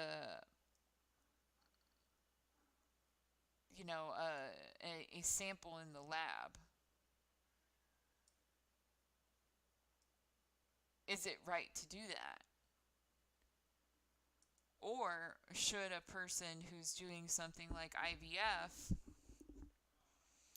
have to create have to create their embryos, have to create, like let the cells divide for a little bit and literally implant all of the ones that they created?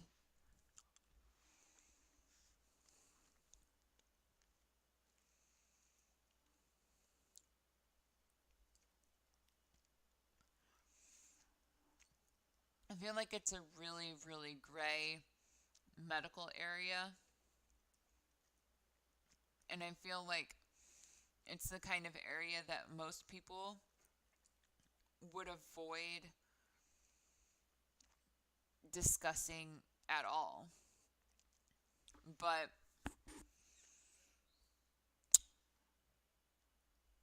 I guess I'm not most people, for one. And for two, um, I'm not even sure where I stand with that. Like, I think I hold somewhat of a contrary opinion even to myself, but not in like a way of saying like,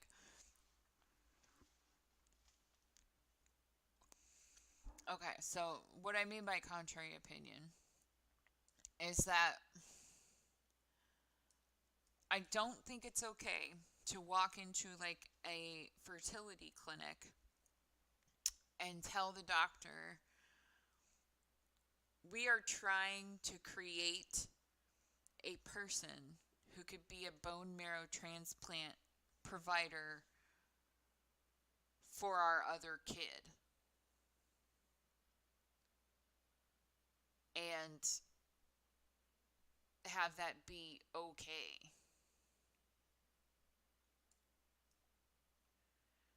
At the same time, I I do think it would be generally okay for us to have a standard practice of screening where if you are doing IVF and you're doing IVF because you want to have a baby for the sake of having a baby, like you're just like personally I have a hard time with IVF in general, but I'm like if that's what you want to spend your money on, then I guess have at it. Um the thing about that though, it's like okay, well, if you want to have IVF because you really want to have a baby and you've been having a hard time, okay, then like let's make sure that we are keeping our eyes open for potential issues, and if we can avoid perpetuating genetic abnormalities like Down syndrome, let's avoid the genetic abnormalities. So it's kind of like a mixed bag. But yeah, like either way, like I had a really hard time watching that entire episode because as much as I like hearing like feel good stories or success stories or oh yeah, he's doing so much better, so much faster and we're really proud of him and da da da da da blah blah blah blah blah. I like hearing all of that part, but I really don't like it. The whole thing was just tarnished for me because of their admission regarding like why their 10-month-old even existed. Like, I feel like if I grew up and I found out that the whole reason why my parents created me was because they eventually, like, because they wanted to take part of my body, I'd be pissed. It would be like, if they said, okay, well, we want to create this person because we really need a new kidney. And you grow up your whole life, and because they did it when you were super young or whatever, the scar is barely noticeable, and they told you it was from something else, and that you were just born with a like, because as you get older things shift, so your scar shifts to a different part of your body, and you ask questions about it. They say you had an accident but you were born with only one kidney. So like you could believe your entire life that you know because like that shit happens like every once in a while for whatever reason, just abnormal development, whatever, one kidney doesn't show up. One kidney's not there for the party. And you could live your whole life with one kidney and no big deal. But then, like you get to a point where, you're starting to deal with your own renal failure for whatever reason. Maybe because it's a family trait and genetic.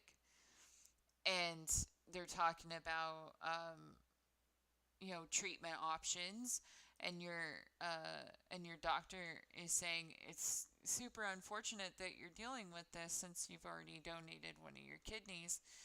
Like, it perhaps, had we not done that, you know, like that would be the question in my head where the like once you figured it out, like you would have to be questioning whether or not your kidney failure was truly inevitable, or if the kidney failure is the direct result of them taking from you and therefore adding, you know, stress and taxation onto the other side of your organ balance. And like when I think about where this 10-month-old, they're going in, they're drilling into their spine, they're harvesting bone marrow. They are then closing up this kid after. Hello! It's like Christmas lights or something. I'm just dorking around and I am ranting about this episode of uh, Born Different that I watched the other day. So, how's it going?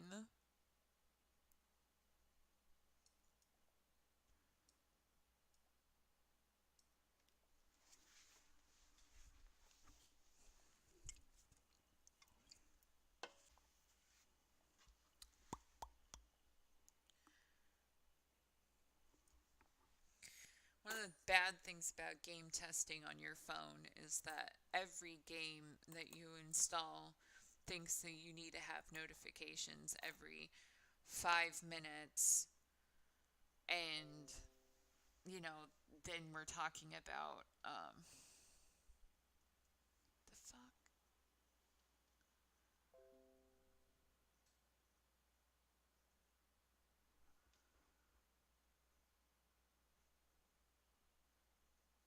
I'm like, is it still on? I just had like an error come up on my computer. So hopefully the stream continued.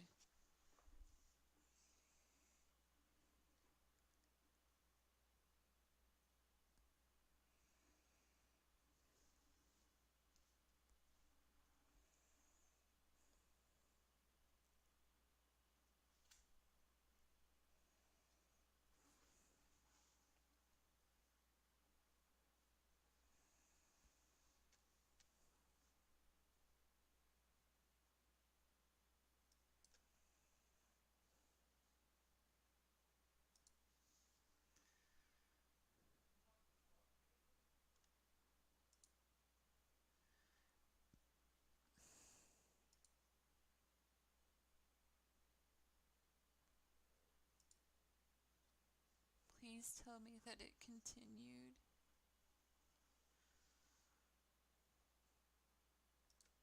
Like, I see it still moving, so hopefully.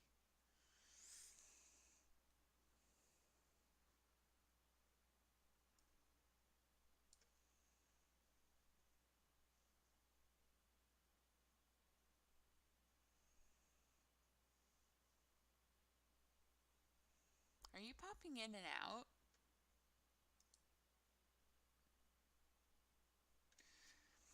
So Born Different is usually about people who were born with disabilities or like genetic conditions, and then it is kind of like 2020, but instead of, true crime or whatever, it's talking about the nature of their conditions and, um, what they're doing in order to either adapt life or treat the condition itself. So, um, yeah, it's like there seems to be a little bit of stream instability. Um, like my delay added like an extra 10 seconds now, for example, and so I'm wondering if, um, like, I mean, it sounds like somebody's playing Modern Warfare in the other room, so it's entirely possible that it's his fault. Anyway, that's what Born Different is about. It's kind of like I watch. Yeah, it's real people. It's not really a reality show. It's more like a biography show. I feel like reality show is like if we say that, people immediately think of things like The Bachelor or Big Brother or something, and that's really not where it's at. It's kind of more like uh, like this is a real person and they have a condition that exists in only 15 people in the whole known world, and this is how they managed it. So the episode I was talking about featured two specific people. One was an adult, one was a child. The adult had a condition that made his skin overgrow and get very, very hard. I forget what the name of it was, but it's like an ichthyosis type of name, and that's because like the skin ends up looking like fish scales. And in his situation, there was a promising new treatment that had been used on several people to help clear up like the overgrowth of keratin or whatever. But because he was from rural China, his parents and his community kind of had superstitions around like both his condition and doctors. So he had gotten to the age of 22 um, with this incredibly itchy and painful condition that ultimately had a medical treatment. And so it follows his diagnosis and his being cleared for treatment, and then the initial instigation of his treatment and like how he feels along the way of going through that. And the the kid was a 5-year-old kid who had a condition that I have seen many spots on, even though it's a rare condition. I've seen several different people presenting with the condition, and I just don't remember how to say the name of it, but it's like epidemus bullosa or whatever, which is it's a condition that makes it so your skin falls off. So it's basically an episode where one person's skin got really hard and stuck really tightly, and the other person's skin just fell off their body at very slight touch. So like the second condition is rare, but it's known, and you're born they know at the minute that you're born, because a lot of times like as you're being born your skin is pulling off of your body. So like it's pretty gruesome, and it's supposed to be one of the most painful ways to live.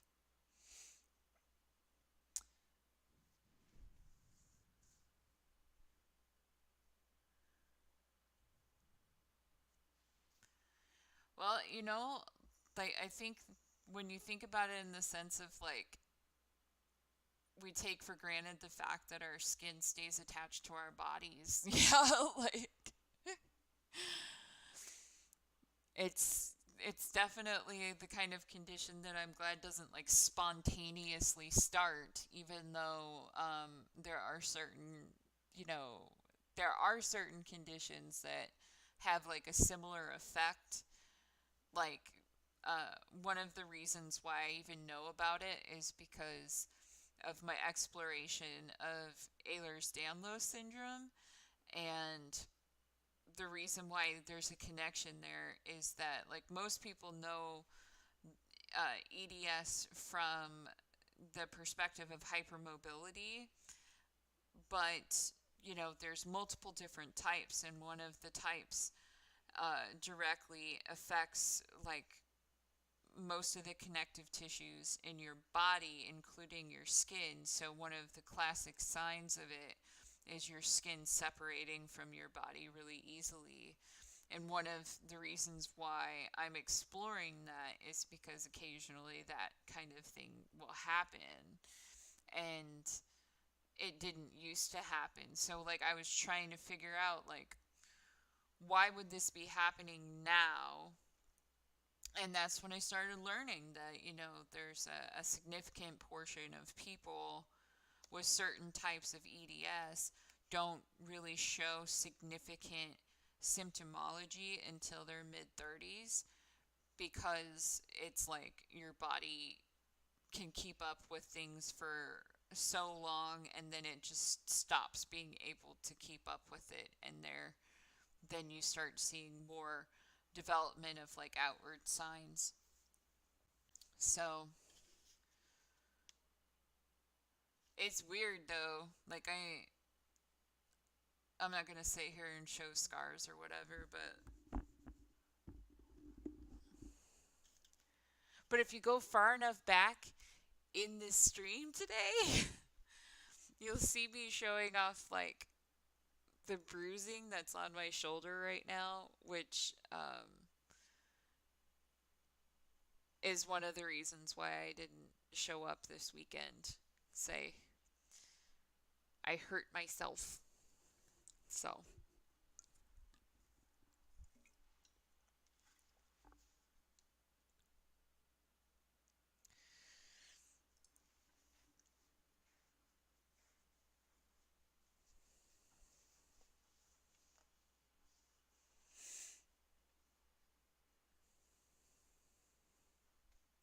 yeah, like the first hour of today's stream, I was just talking about uh,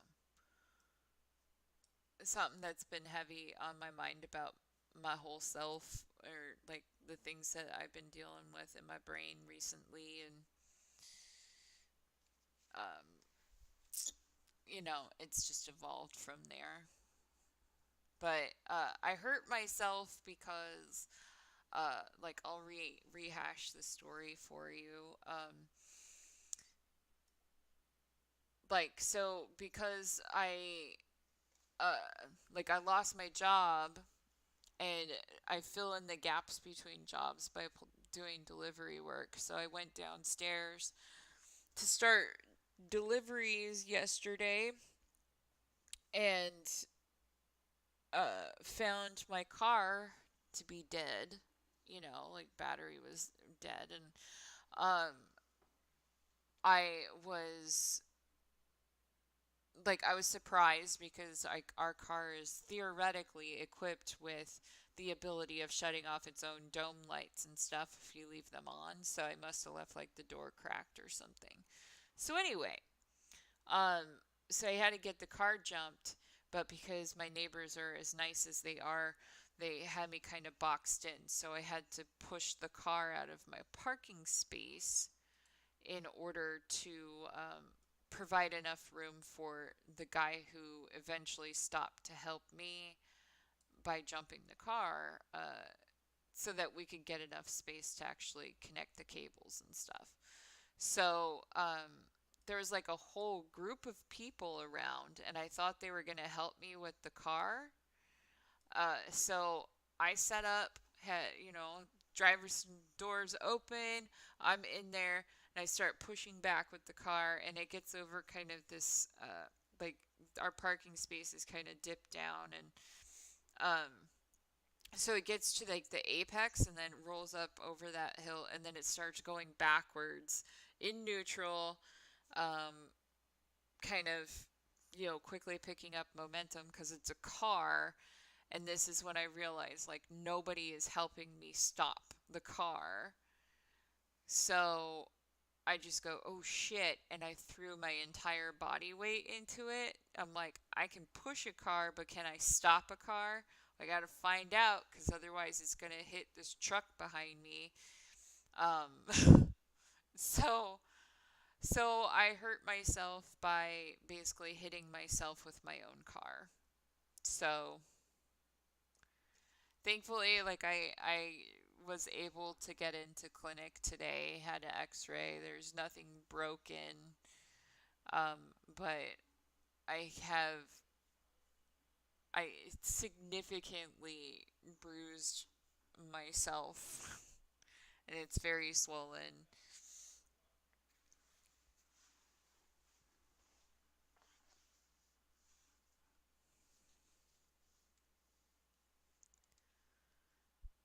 I like saying it in that melodramatic way though, where I say like I hit myself with my own car because that just makes it sound like I set it up and then like laid down in the driveway.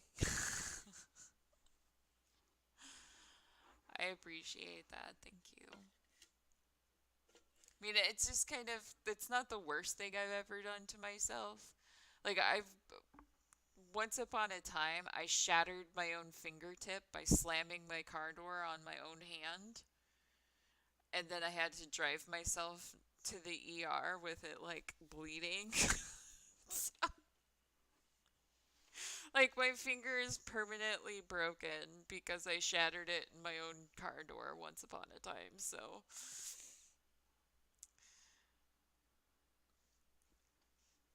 definitely have done worse things.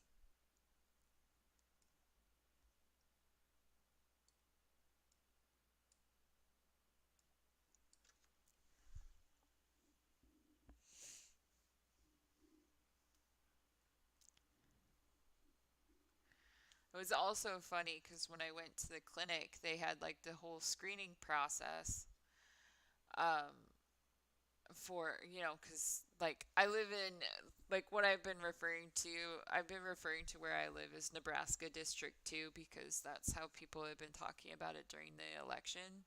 Eventually, I'll go back to calling it by the name of the city, but um, yeah, like that shit, like the the original X-ray had it like this, right? Like so my fingertip went from like this to like this, and I almost had to have the end of my finger amputated because because it was so badly broken.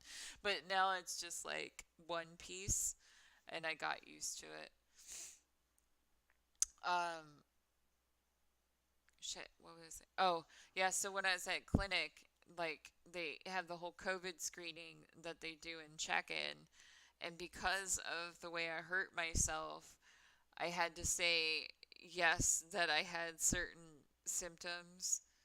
Um like I had enough of the list of COVID symptoms that I had to be isolated in the clinic even though I I wasn't there for COVID reasons. Because they had like, I had joint pain, I had fatigue, I had a headache, I had bruising, I had all these things, so I got isolated in a COVID exam room.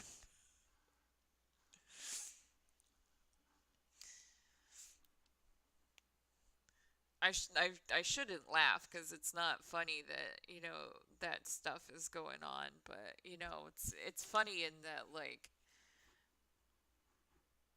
could life get more ridiculous right now?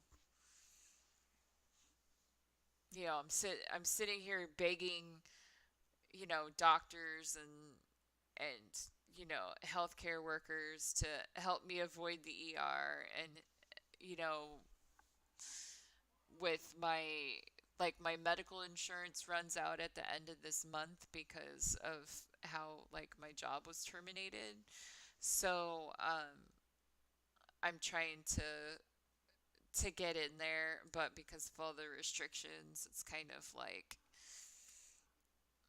you know, typically I would be like trying to go to like the eye doctor and stuff, but I don't think that's gonna be possible, and I certainly don't have like the severance that I was provided certainly didn't give me enough money to buy another pair of glasses. So I basically spent the entire last year paying for vision insurance, and now that it's time for me to get like my vision checked, um I can't. So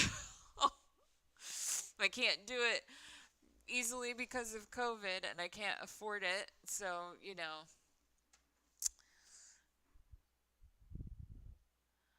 so I I was working as I was working as a business consultant essentially. Like my title was analyst, but it was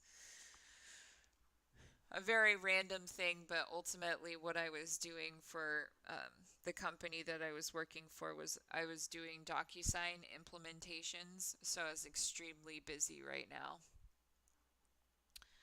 And but they, some there were some dissenting opinions about how I am, I guess you could say. So, um, they decided that there was no room for me in the inn after I worked there for 10 months.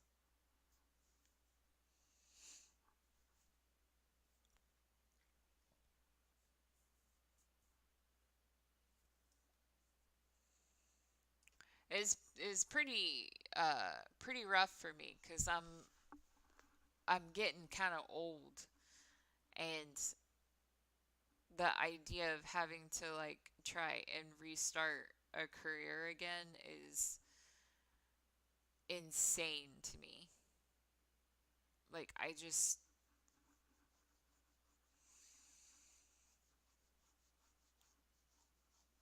I don't know if I have the wherewithal to attempt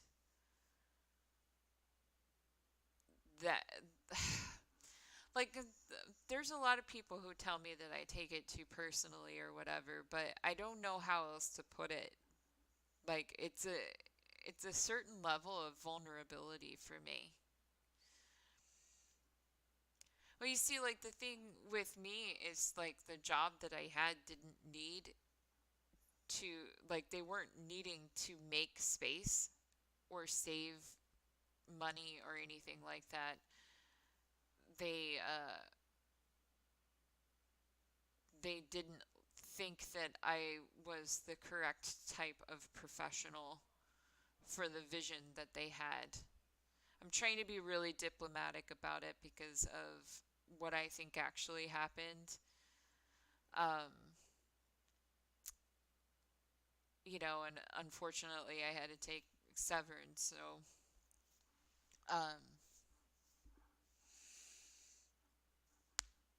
I am 38, which I know a lot of people argue isn't that old, but like a lot of people who talk or talk a whole lot of game on the internet, I'm like, I have a couple of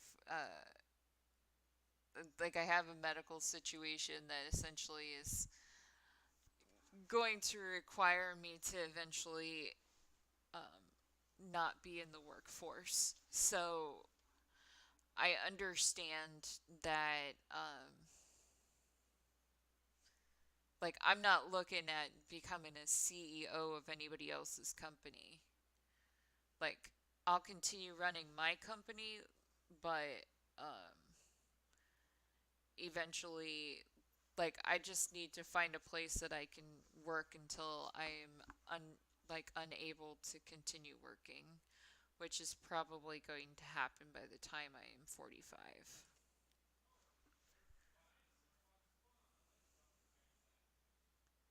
You could answer a question for me, by the way. Like, can you hear him?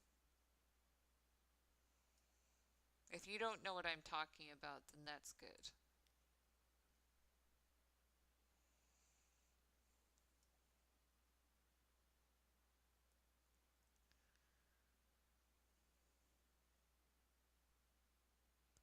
Of course, now he's not making any noise.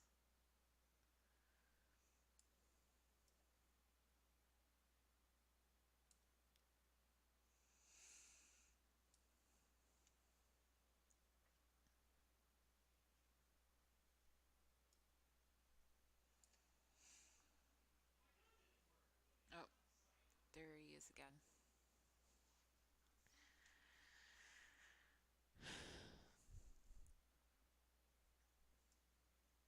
I get close to losing my patience with certain. Yeah, I'm losing my patience with it.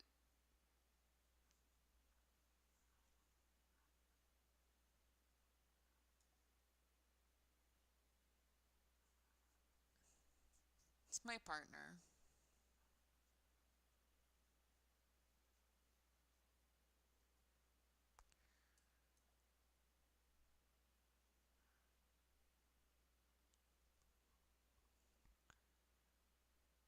What happens is he plays like Modern Warfare,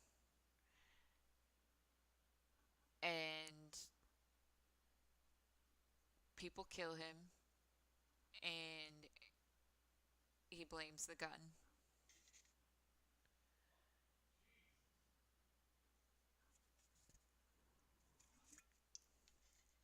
Now, granted, I've never watched him like really properly play, and I'm terrible at those games, so I can't like truly identify if he's actually, suffering like a game failure. I don't know if you know what I mean, but it's kind of like at a certain point you're kind of like, is it really the gun? I don't know.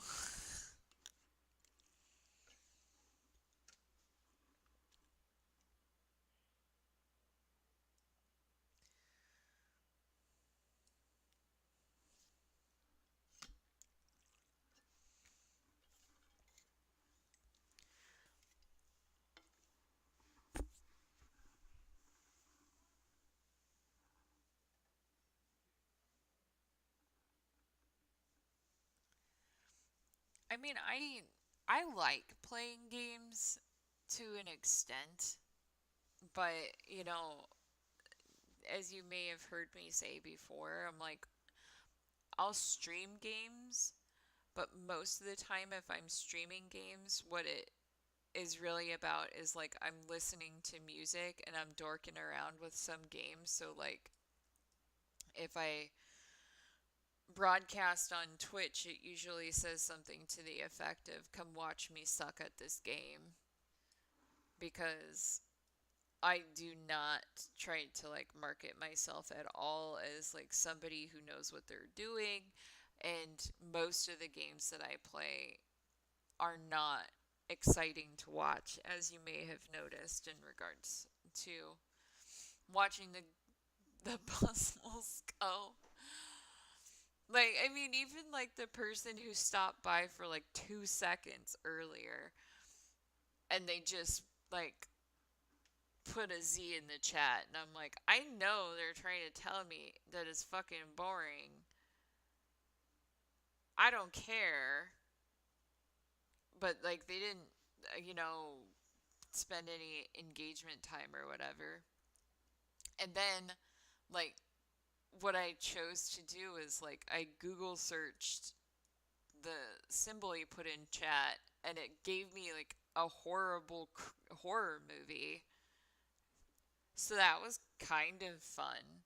The reviews of it were pretty disappointing though. Like, I don't even know if it would be worth me actually watching it.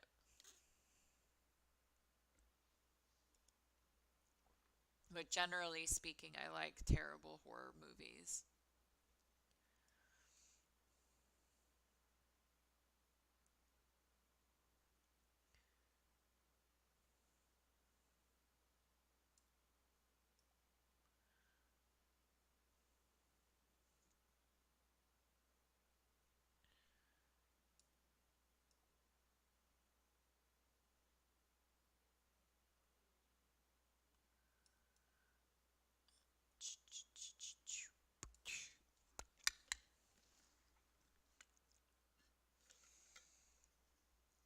I think one of the things that I find um, generally annoying, or whatever you want to say, about the quote unquote gamer world is that it seems like everybody everybody believes that if they play enough video games, like they can become something. Like they can, somebody is going to want to sponsor them or something. And I mean, I guess it might sound kind of hypocritical because of what I'm doing right now, but I'd like to think that even though this is a snooze fest for some people, that there are, there's still like somewhat of an engagement to be had here, and that there's some worthiness to explore. So whether it's with me or with somebody else, I'm like, clearly based on just like the kind of recurrence of visitors or whatever so far, and even just like the week that I've been kind of hanging out, it tells me that there's room in there for that conversation that's not really happening in another place, which is fine and cool and great. But I feel like if I had been trying to, start up like a video game stream, like there's no way anybody would have chosen to like come sit here and watch me play video games.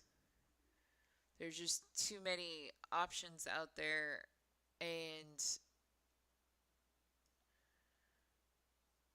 yeah, I'm just terrible at it.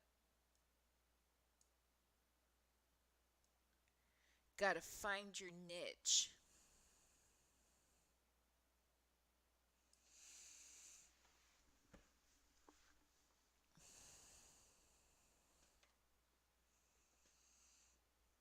So, like the thing about like the horror movie reviews that I was reading though, it's like I really wanted it to be funny. Like I wanted them to be hilarious or, creative or something.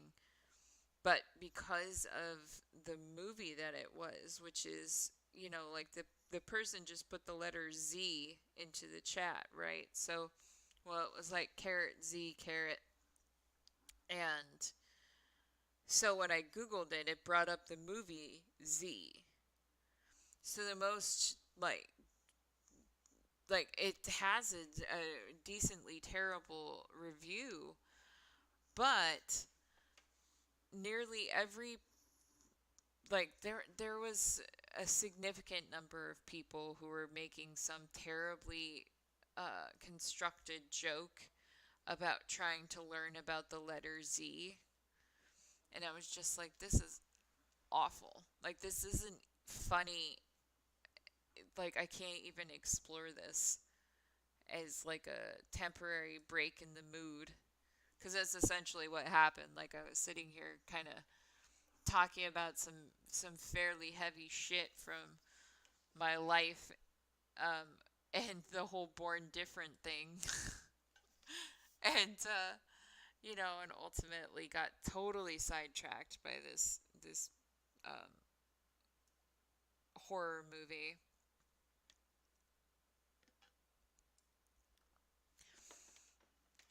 Anyway, like when you walked in, I was talking about a topic that I think is a really, uh, I actually think it's a really fascinating, like, moral dilemma. So, um, I'm not sure if you're interested in such kind of like thought worms or what have you, but like you could either choose to like watch back or I can rehash it or whatever. I don't really mind either way, but I think it's a worthwhile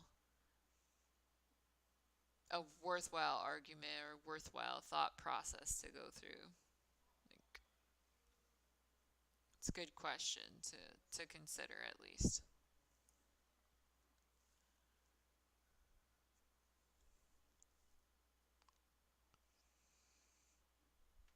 I'm kind of hoping that you'll write that you want me to rehash it because um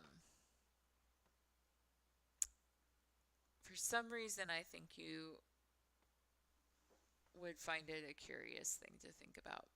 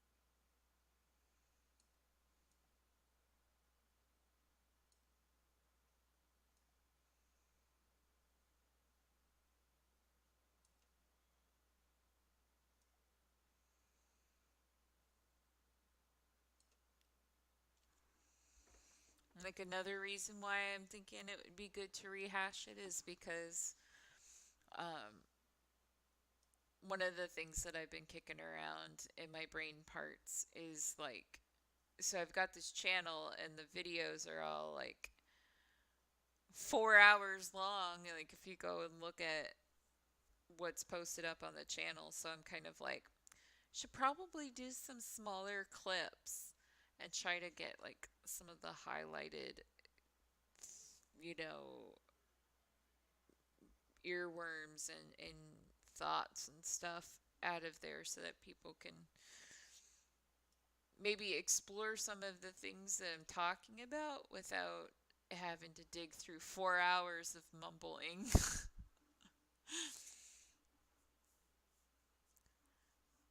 Whatever. Why don't you have why can't I have your undivided attention? This is so fucking exciting. Why are you doing anything else?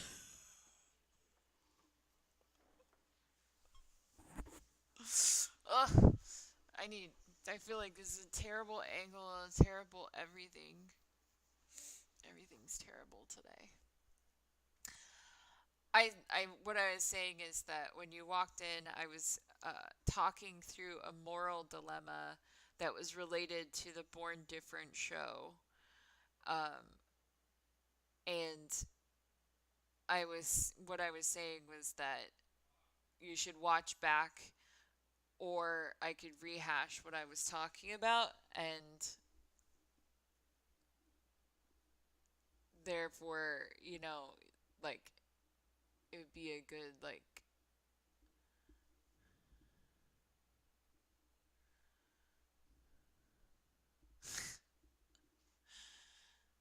are you saying that you're in class right now and instead of focusing on class, you're talking to me?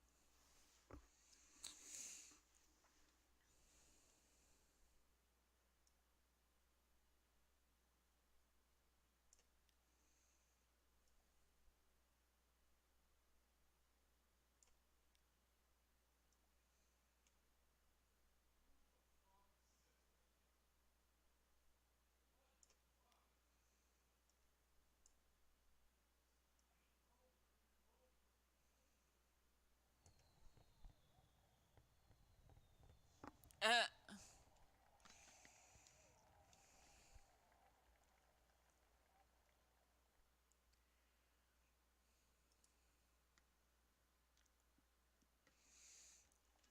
well, either way, the idea is that you've got two choices. I can either go over the moral dilemma again, or you can say, I don't feel like doing that right now, and you can watch it, what I was talking about when you walked in later, or whatever.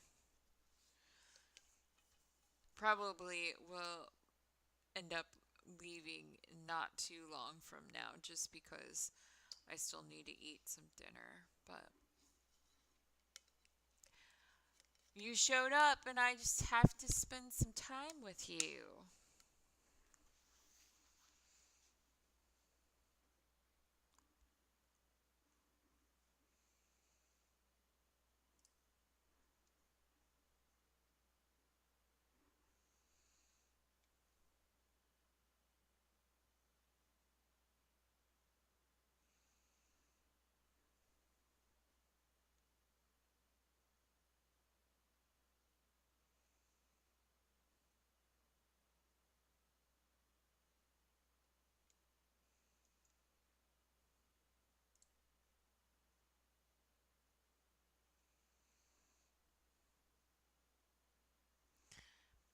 It's like 10:40 p.m. or 22:40 for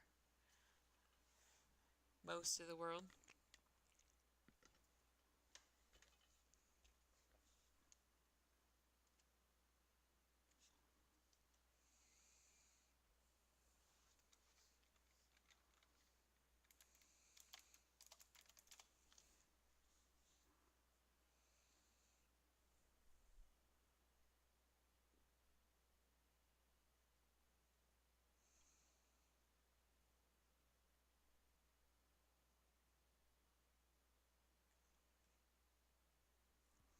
Well, I jumped on here at, I want to say, well, I mean, I guess I could like literally look at how long I've been on the stream. It's been like 3 hours. And yeah, my week, um, I mean, so one of the things that I'm trying to push a little bit harder this week is what I'd like to do is not like, so I'm doing like delivery and stuff like as an independent contractor during the day. So I'm going to be continuing to do that as long, like, I don't know if I can do it right away though because my arm fucking hurts, but um that would be like what I my primary action would be. So I'd be doing that during most of the days, but from like a stream perspective, my goal is to set up like actual like scheduled times so that people can utilize like the reminders and stuff instead of it just being me randomly popping on and hoping that people find me. Um, I I'd like to be a little more thematic with it too, but I'm still working on like engagement on Facebook and stuff, and so it's just whatever. But from a life perspective, just hope that I can make a decent amount delivering if I'm gonna be able to do that, and then also probably need to put in my application for other boring adult things like unemployment and potentially go actually follow up on some of the people who have asked me to consider applying for jobs with them. Like, that's the thing that is so hard for me because, like, and I was talking about this the other day, and, I don't know if there's anything worthwhile salvaging out of the video, but I was talking about how difficult the compulsion is to like want to kind of follow the footsteps that we've been taught from like a social perspective, like that success is like the acceleration of a career within like a certain construct. And so even though I absolutely have determined that the person that I am and the way that my brain functions and all of that kind of, kind of soft, borderless, hard to define life crap, that stuff doesn't meet up with like the standard corporate structure very well. So, like, I find myself continuously trying to meet the expectations that were set by society for me, but then also finding this conflict because the person that I actually am doesn't mesh well with that.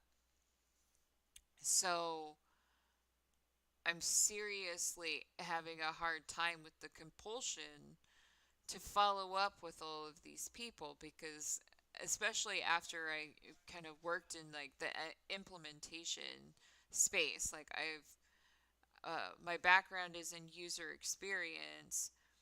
So the combination of user experience and then DocuSign implementations makes it a very valuable looking asset for a corporate entity. But I also just get like that feeling like I am certain that it's just gonna do the same shit that I've dealt with over and over and over, where they think that they want the creative person until they figure out they don't want that person. And it always sucks for me. Like, there's never like the person, like the organization that goes, wow, we weren't so sure, but we're really glad we did this. There's always like the sense of we were super sure that you were what we wanted, and then we realized what it meant to actually hire somebody with a creative perspective on user experience, and we actually don't want that at all. And then it sucks. The funniest thing is that from a branding perspective, I already have a fairly established brand. Like the Mama Lynn thing is like definitely not related, and there's part of me that is frustrated that I released under this, but I keep telling myself that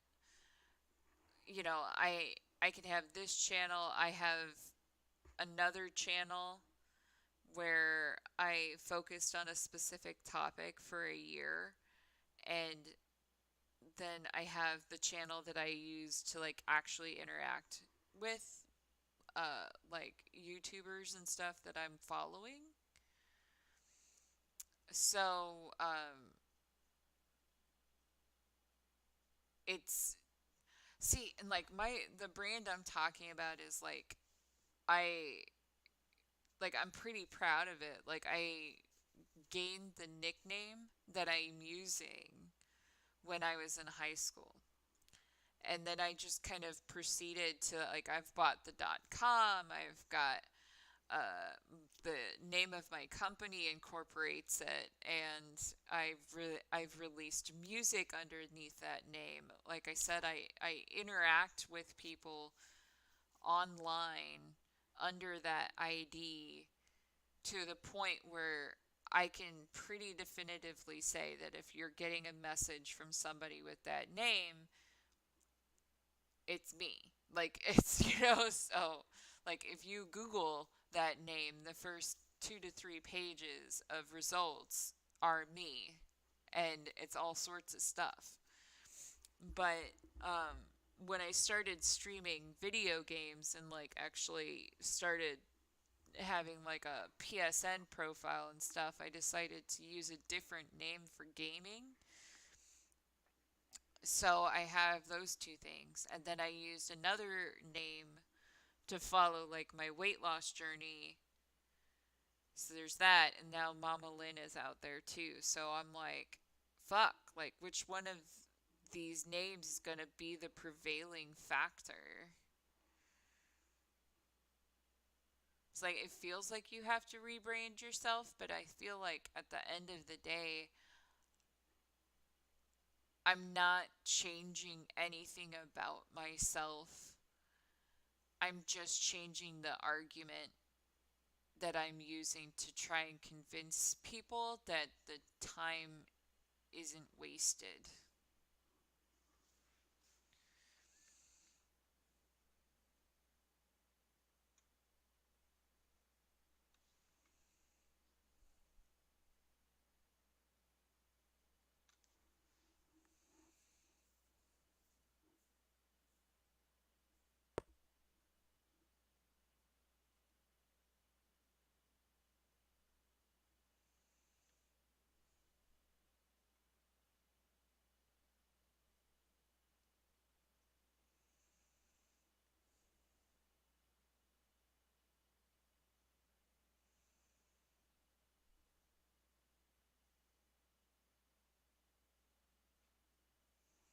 My chest hurts right now. It's stupid.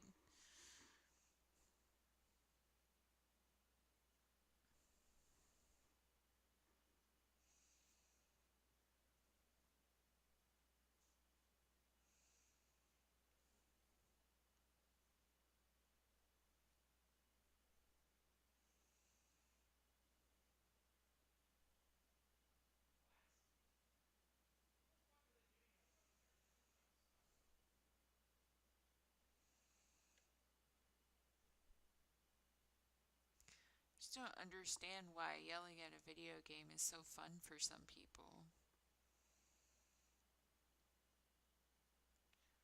I guess I used to really enjoy playing like Unreal Tournament with my friends, but I was still like I was yelling at them. I wasn't yelling at the actual game.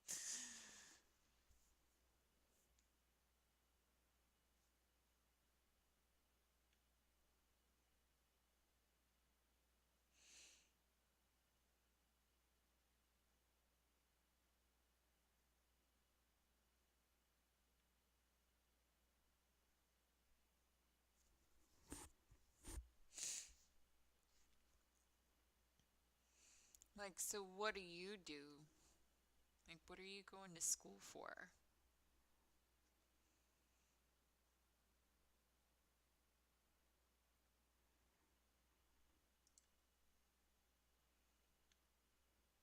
Oh, you see, like, I know that.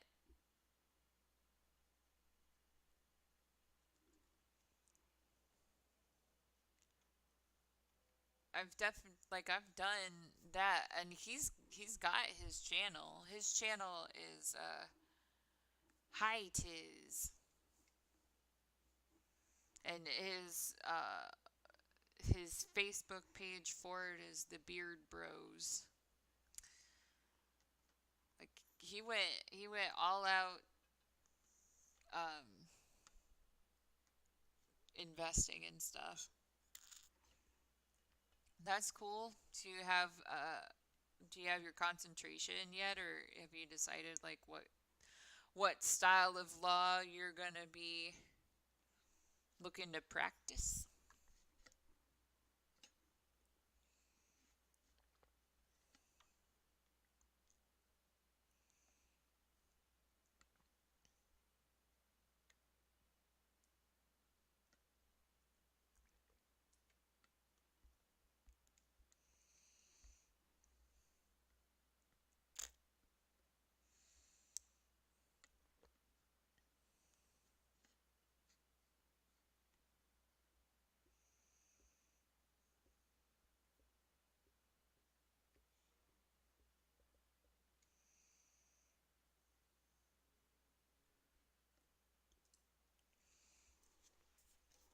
We're gonna go eat some people.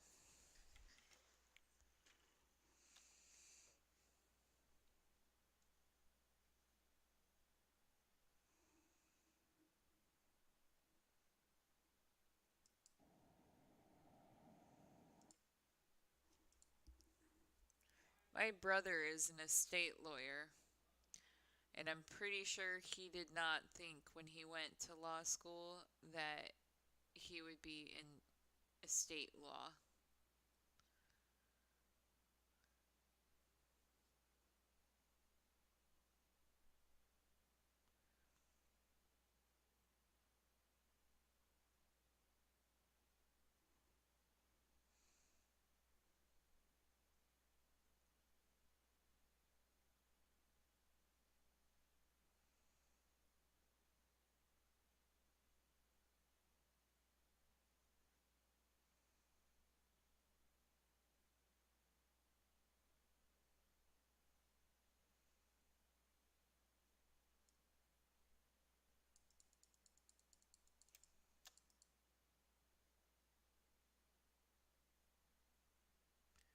I don't really under.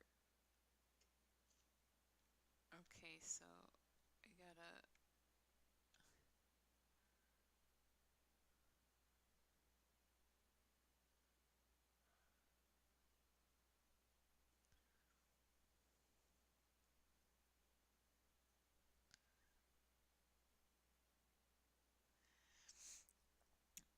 Yeah, and I feel like the reason why he ended up going there is because he's kind of a dick.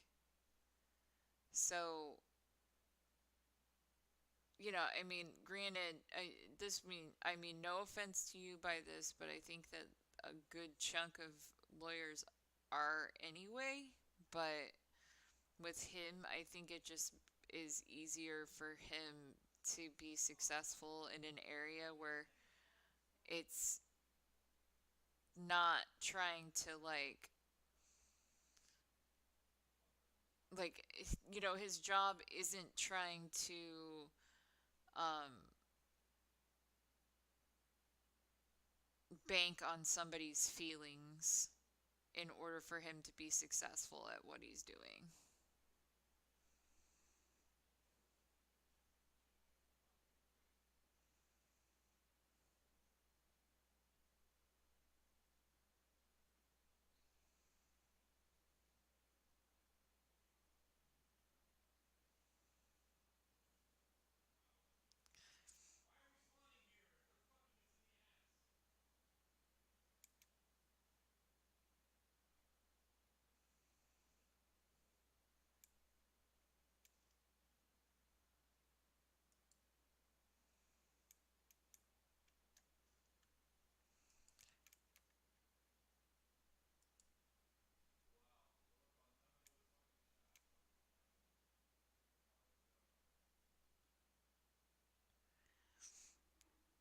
I dated a guy who was in law school for a while. He came up earlier in today's. Yeah, he's in another room with the door closed. So,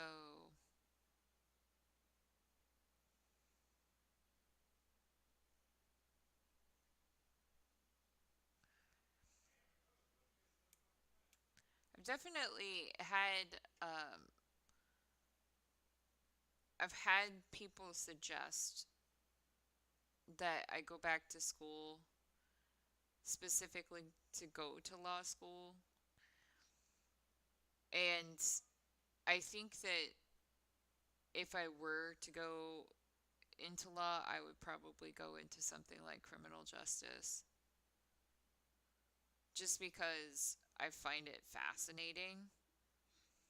Though, I don't know, I'm not digging this, man.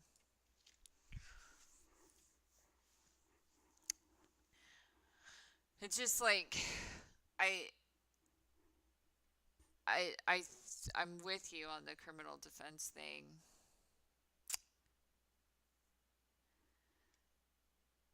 Well, the th- the thing that is, I guess, is nice about it is Like, if you want to go to the barrister's ball, you can definitely not have to worry about who your date's gonna be. But like, he was in law school and I wasn't. You know, like, I was just working a job. Um, but definitely thought like we were gonna long haul it. And uh the funniest thing I think about it, like now, like, I feel like I'm a very different person now than I was back when I was dating him. Like, just from like a confidence level perspective and stuff, because when I think about like what was going on and what I was really getting out of the relationship and stuff, it was like, okay, yeah, I was pretty certain like he was gonna be it. Like, we were gonna like get married and shit. But um, I think that he was seeing me at like the very beginning of when my self perception um was starting to bloom, and I kind of grew my ability to have a voice and stuff. And ultimately, he was like, this isn't going to work. And he left, and he completely devastated me. It took me a long time to kind of put it on the shelf. But like, I met one of my current friends through him while they were in law school. So it was like my ex was he was in law school and was assigned a mentor. I became friends with his mentor, and that's who I'm friends with to this day. And his mentor used to hit on me all the time, and and it was weird, but it just kind of evolved into a more stable friendship or whatever. But when my ex left, like, he had one day asked me if I would promise him forever, like that I would never break up with him or I would never leave him. And I said, like, are you proposing to me? And he said, no. And I said that I'm not promising you forever, because fuck that. I'm not promising my forever to somebody who's not willing to do the same back. And the next day he left. And he has never once talked to me after. But the person he dated right after me was like a shorter, rounder version of me. Like, she looks like me. I like one of We had mutual friends. Like, one of my friends was friends with her, and then like it was like this weird thing where my friend posted something on Facebook. I commented. This other chick commented. She had this picture with a dude who looked really mysteriously like my ex. So I just kind of peeked because you do that. Turned out it was my ex. And then I got kind of the scoop and learned a little bit about her. And she was like the more passive version of me. And I remember thinking, like, wow, he did not want a woman who could hold her own. Because when I went to the barrister's ball with him, um, we were like talking to one of his professors that he used to tell me was like a hard ass, right? And so, like, when he introduced me, the first thing I asked was, "Are you the hard ass?" Like, I just asked his professor this to his face, and the guy's like, I, yeah, perhaps," and I was just like, well, I mean, it is what it is. But like, he ended up complimenting my boyfriend pretty significantly. But what happened in the moment is the guy asked me what I was doing with my life, and I started talking to him, and I forget exactly where it came up, but he asked me if I was considering furthering my studies, and I told him I was thinking about uh, advancing my education into a PhD in transpersonal psychology. And apparently my boyfriend had never heard me say this, and then he was also very intimidated by the fact that I was holding my own in a conversation with his professor. So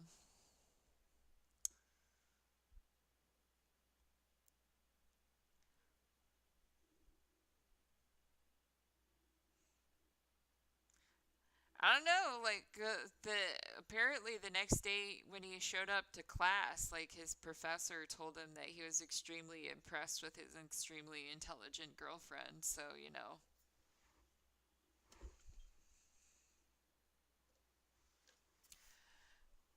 as awkward as I can come off, like I like to believe that I can read people fairly easily, and I I was 98% sure that I was not wrong, that the guy had a sense of humor. That it was just like my boyfriend was just um, scared to believe that this guy would have a sense of humor.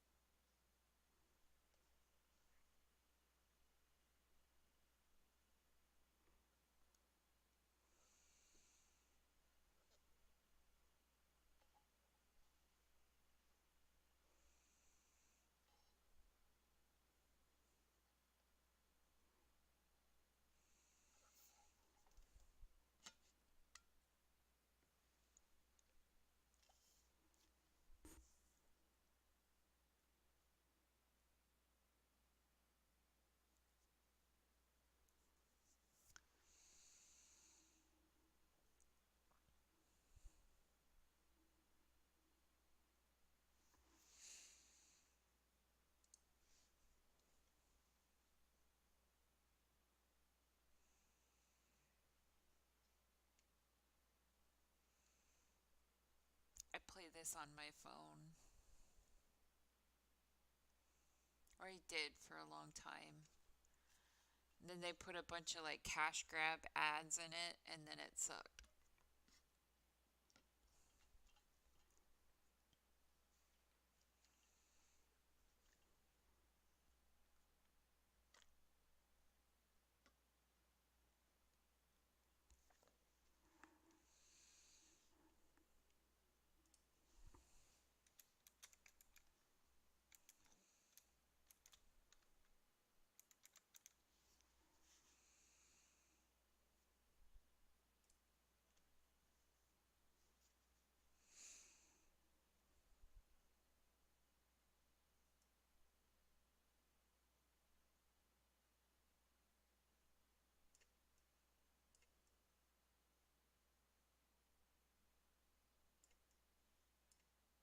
Oh my gosh. The thing that sucks about playing these kinds of games on the computer too is like how easy it is to click out of the game.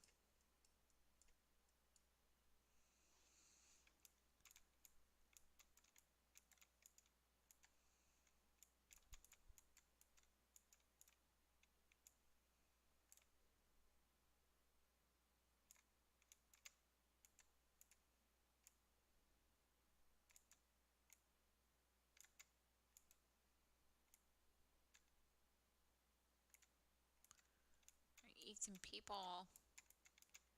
Oh,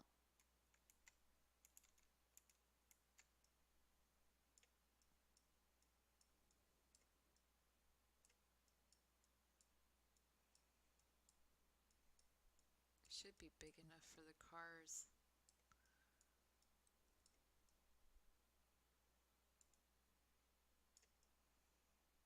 Oh shit.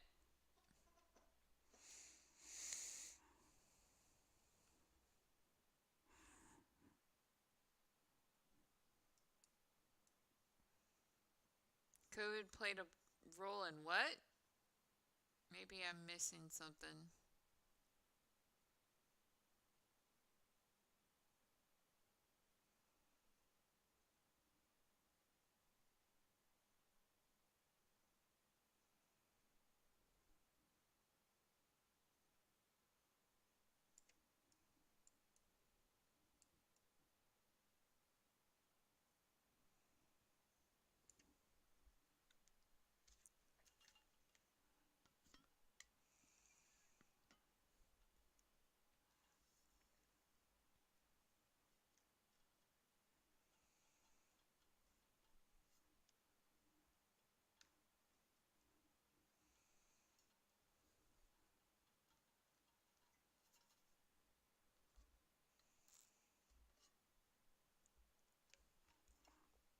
Are you talking about the cash grab ads?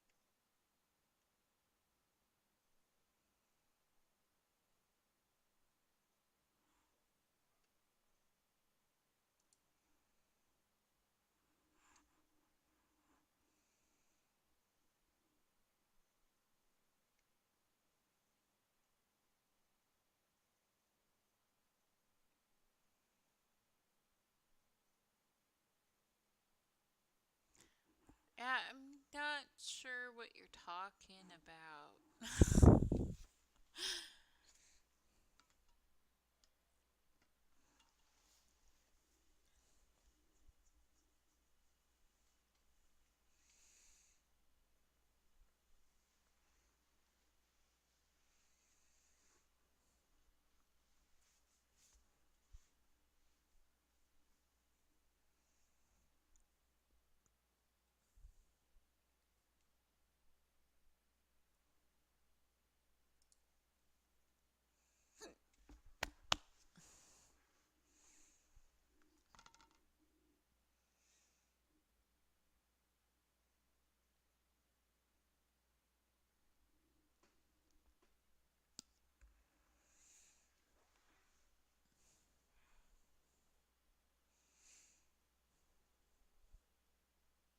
I do think it's probably about time for me to um it's probably about time for me to wrap up and actually move towards um sustenance or what have you. I am not a fan in cutting off conversations and stuff like that, but if we're starting to run into significant enough drop or delay that that messages are getting lost, that then I don't I feel like it's a good sign that maybe it's a good time to at least break things down. So I hope you will follow. You will continue following me at least, and keep an eye out for the scheduled times. I do think that I'm gonna be trying to focus around like 8 p.m. Central Standard, which was my original goal. Um, but ultimately, like I keep waxing a little bit later because the delivery windows that I've been working with usually get super um, lucrative around that time if they're really busy, and it's very hard for my cheapskate ass to like log out of it without trying. So that's one of the reasons why I'm going to be trying to focus more on scheduled times to try and hold myself accountable for the times that I'm telling people that I will be here, and I'll be ready for a conversation. Heavily encourage you to go back and listen to like my moral dilemma. I'm kind of curious as to what you and your lawyer brain would have to say about the topic. But either way, we can reconnect on it later, and I'm certain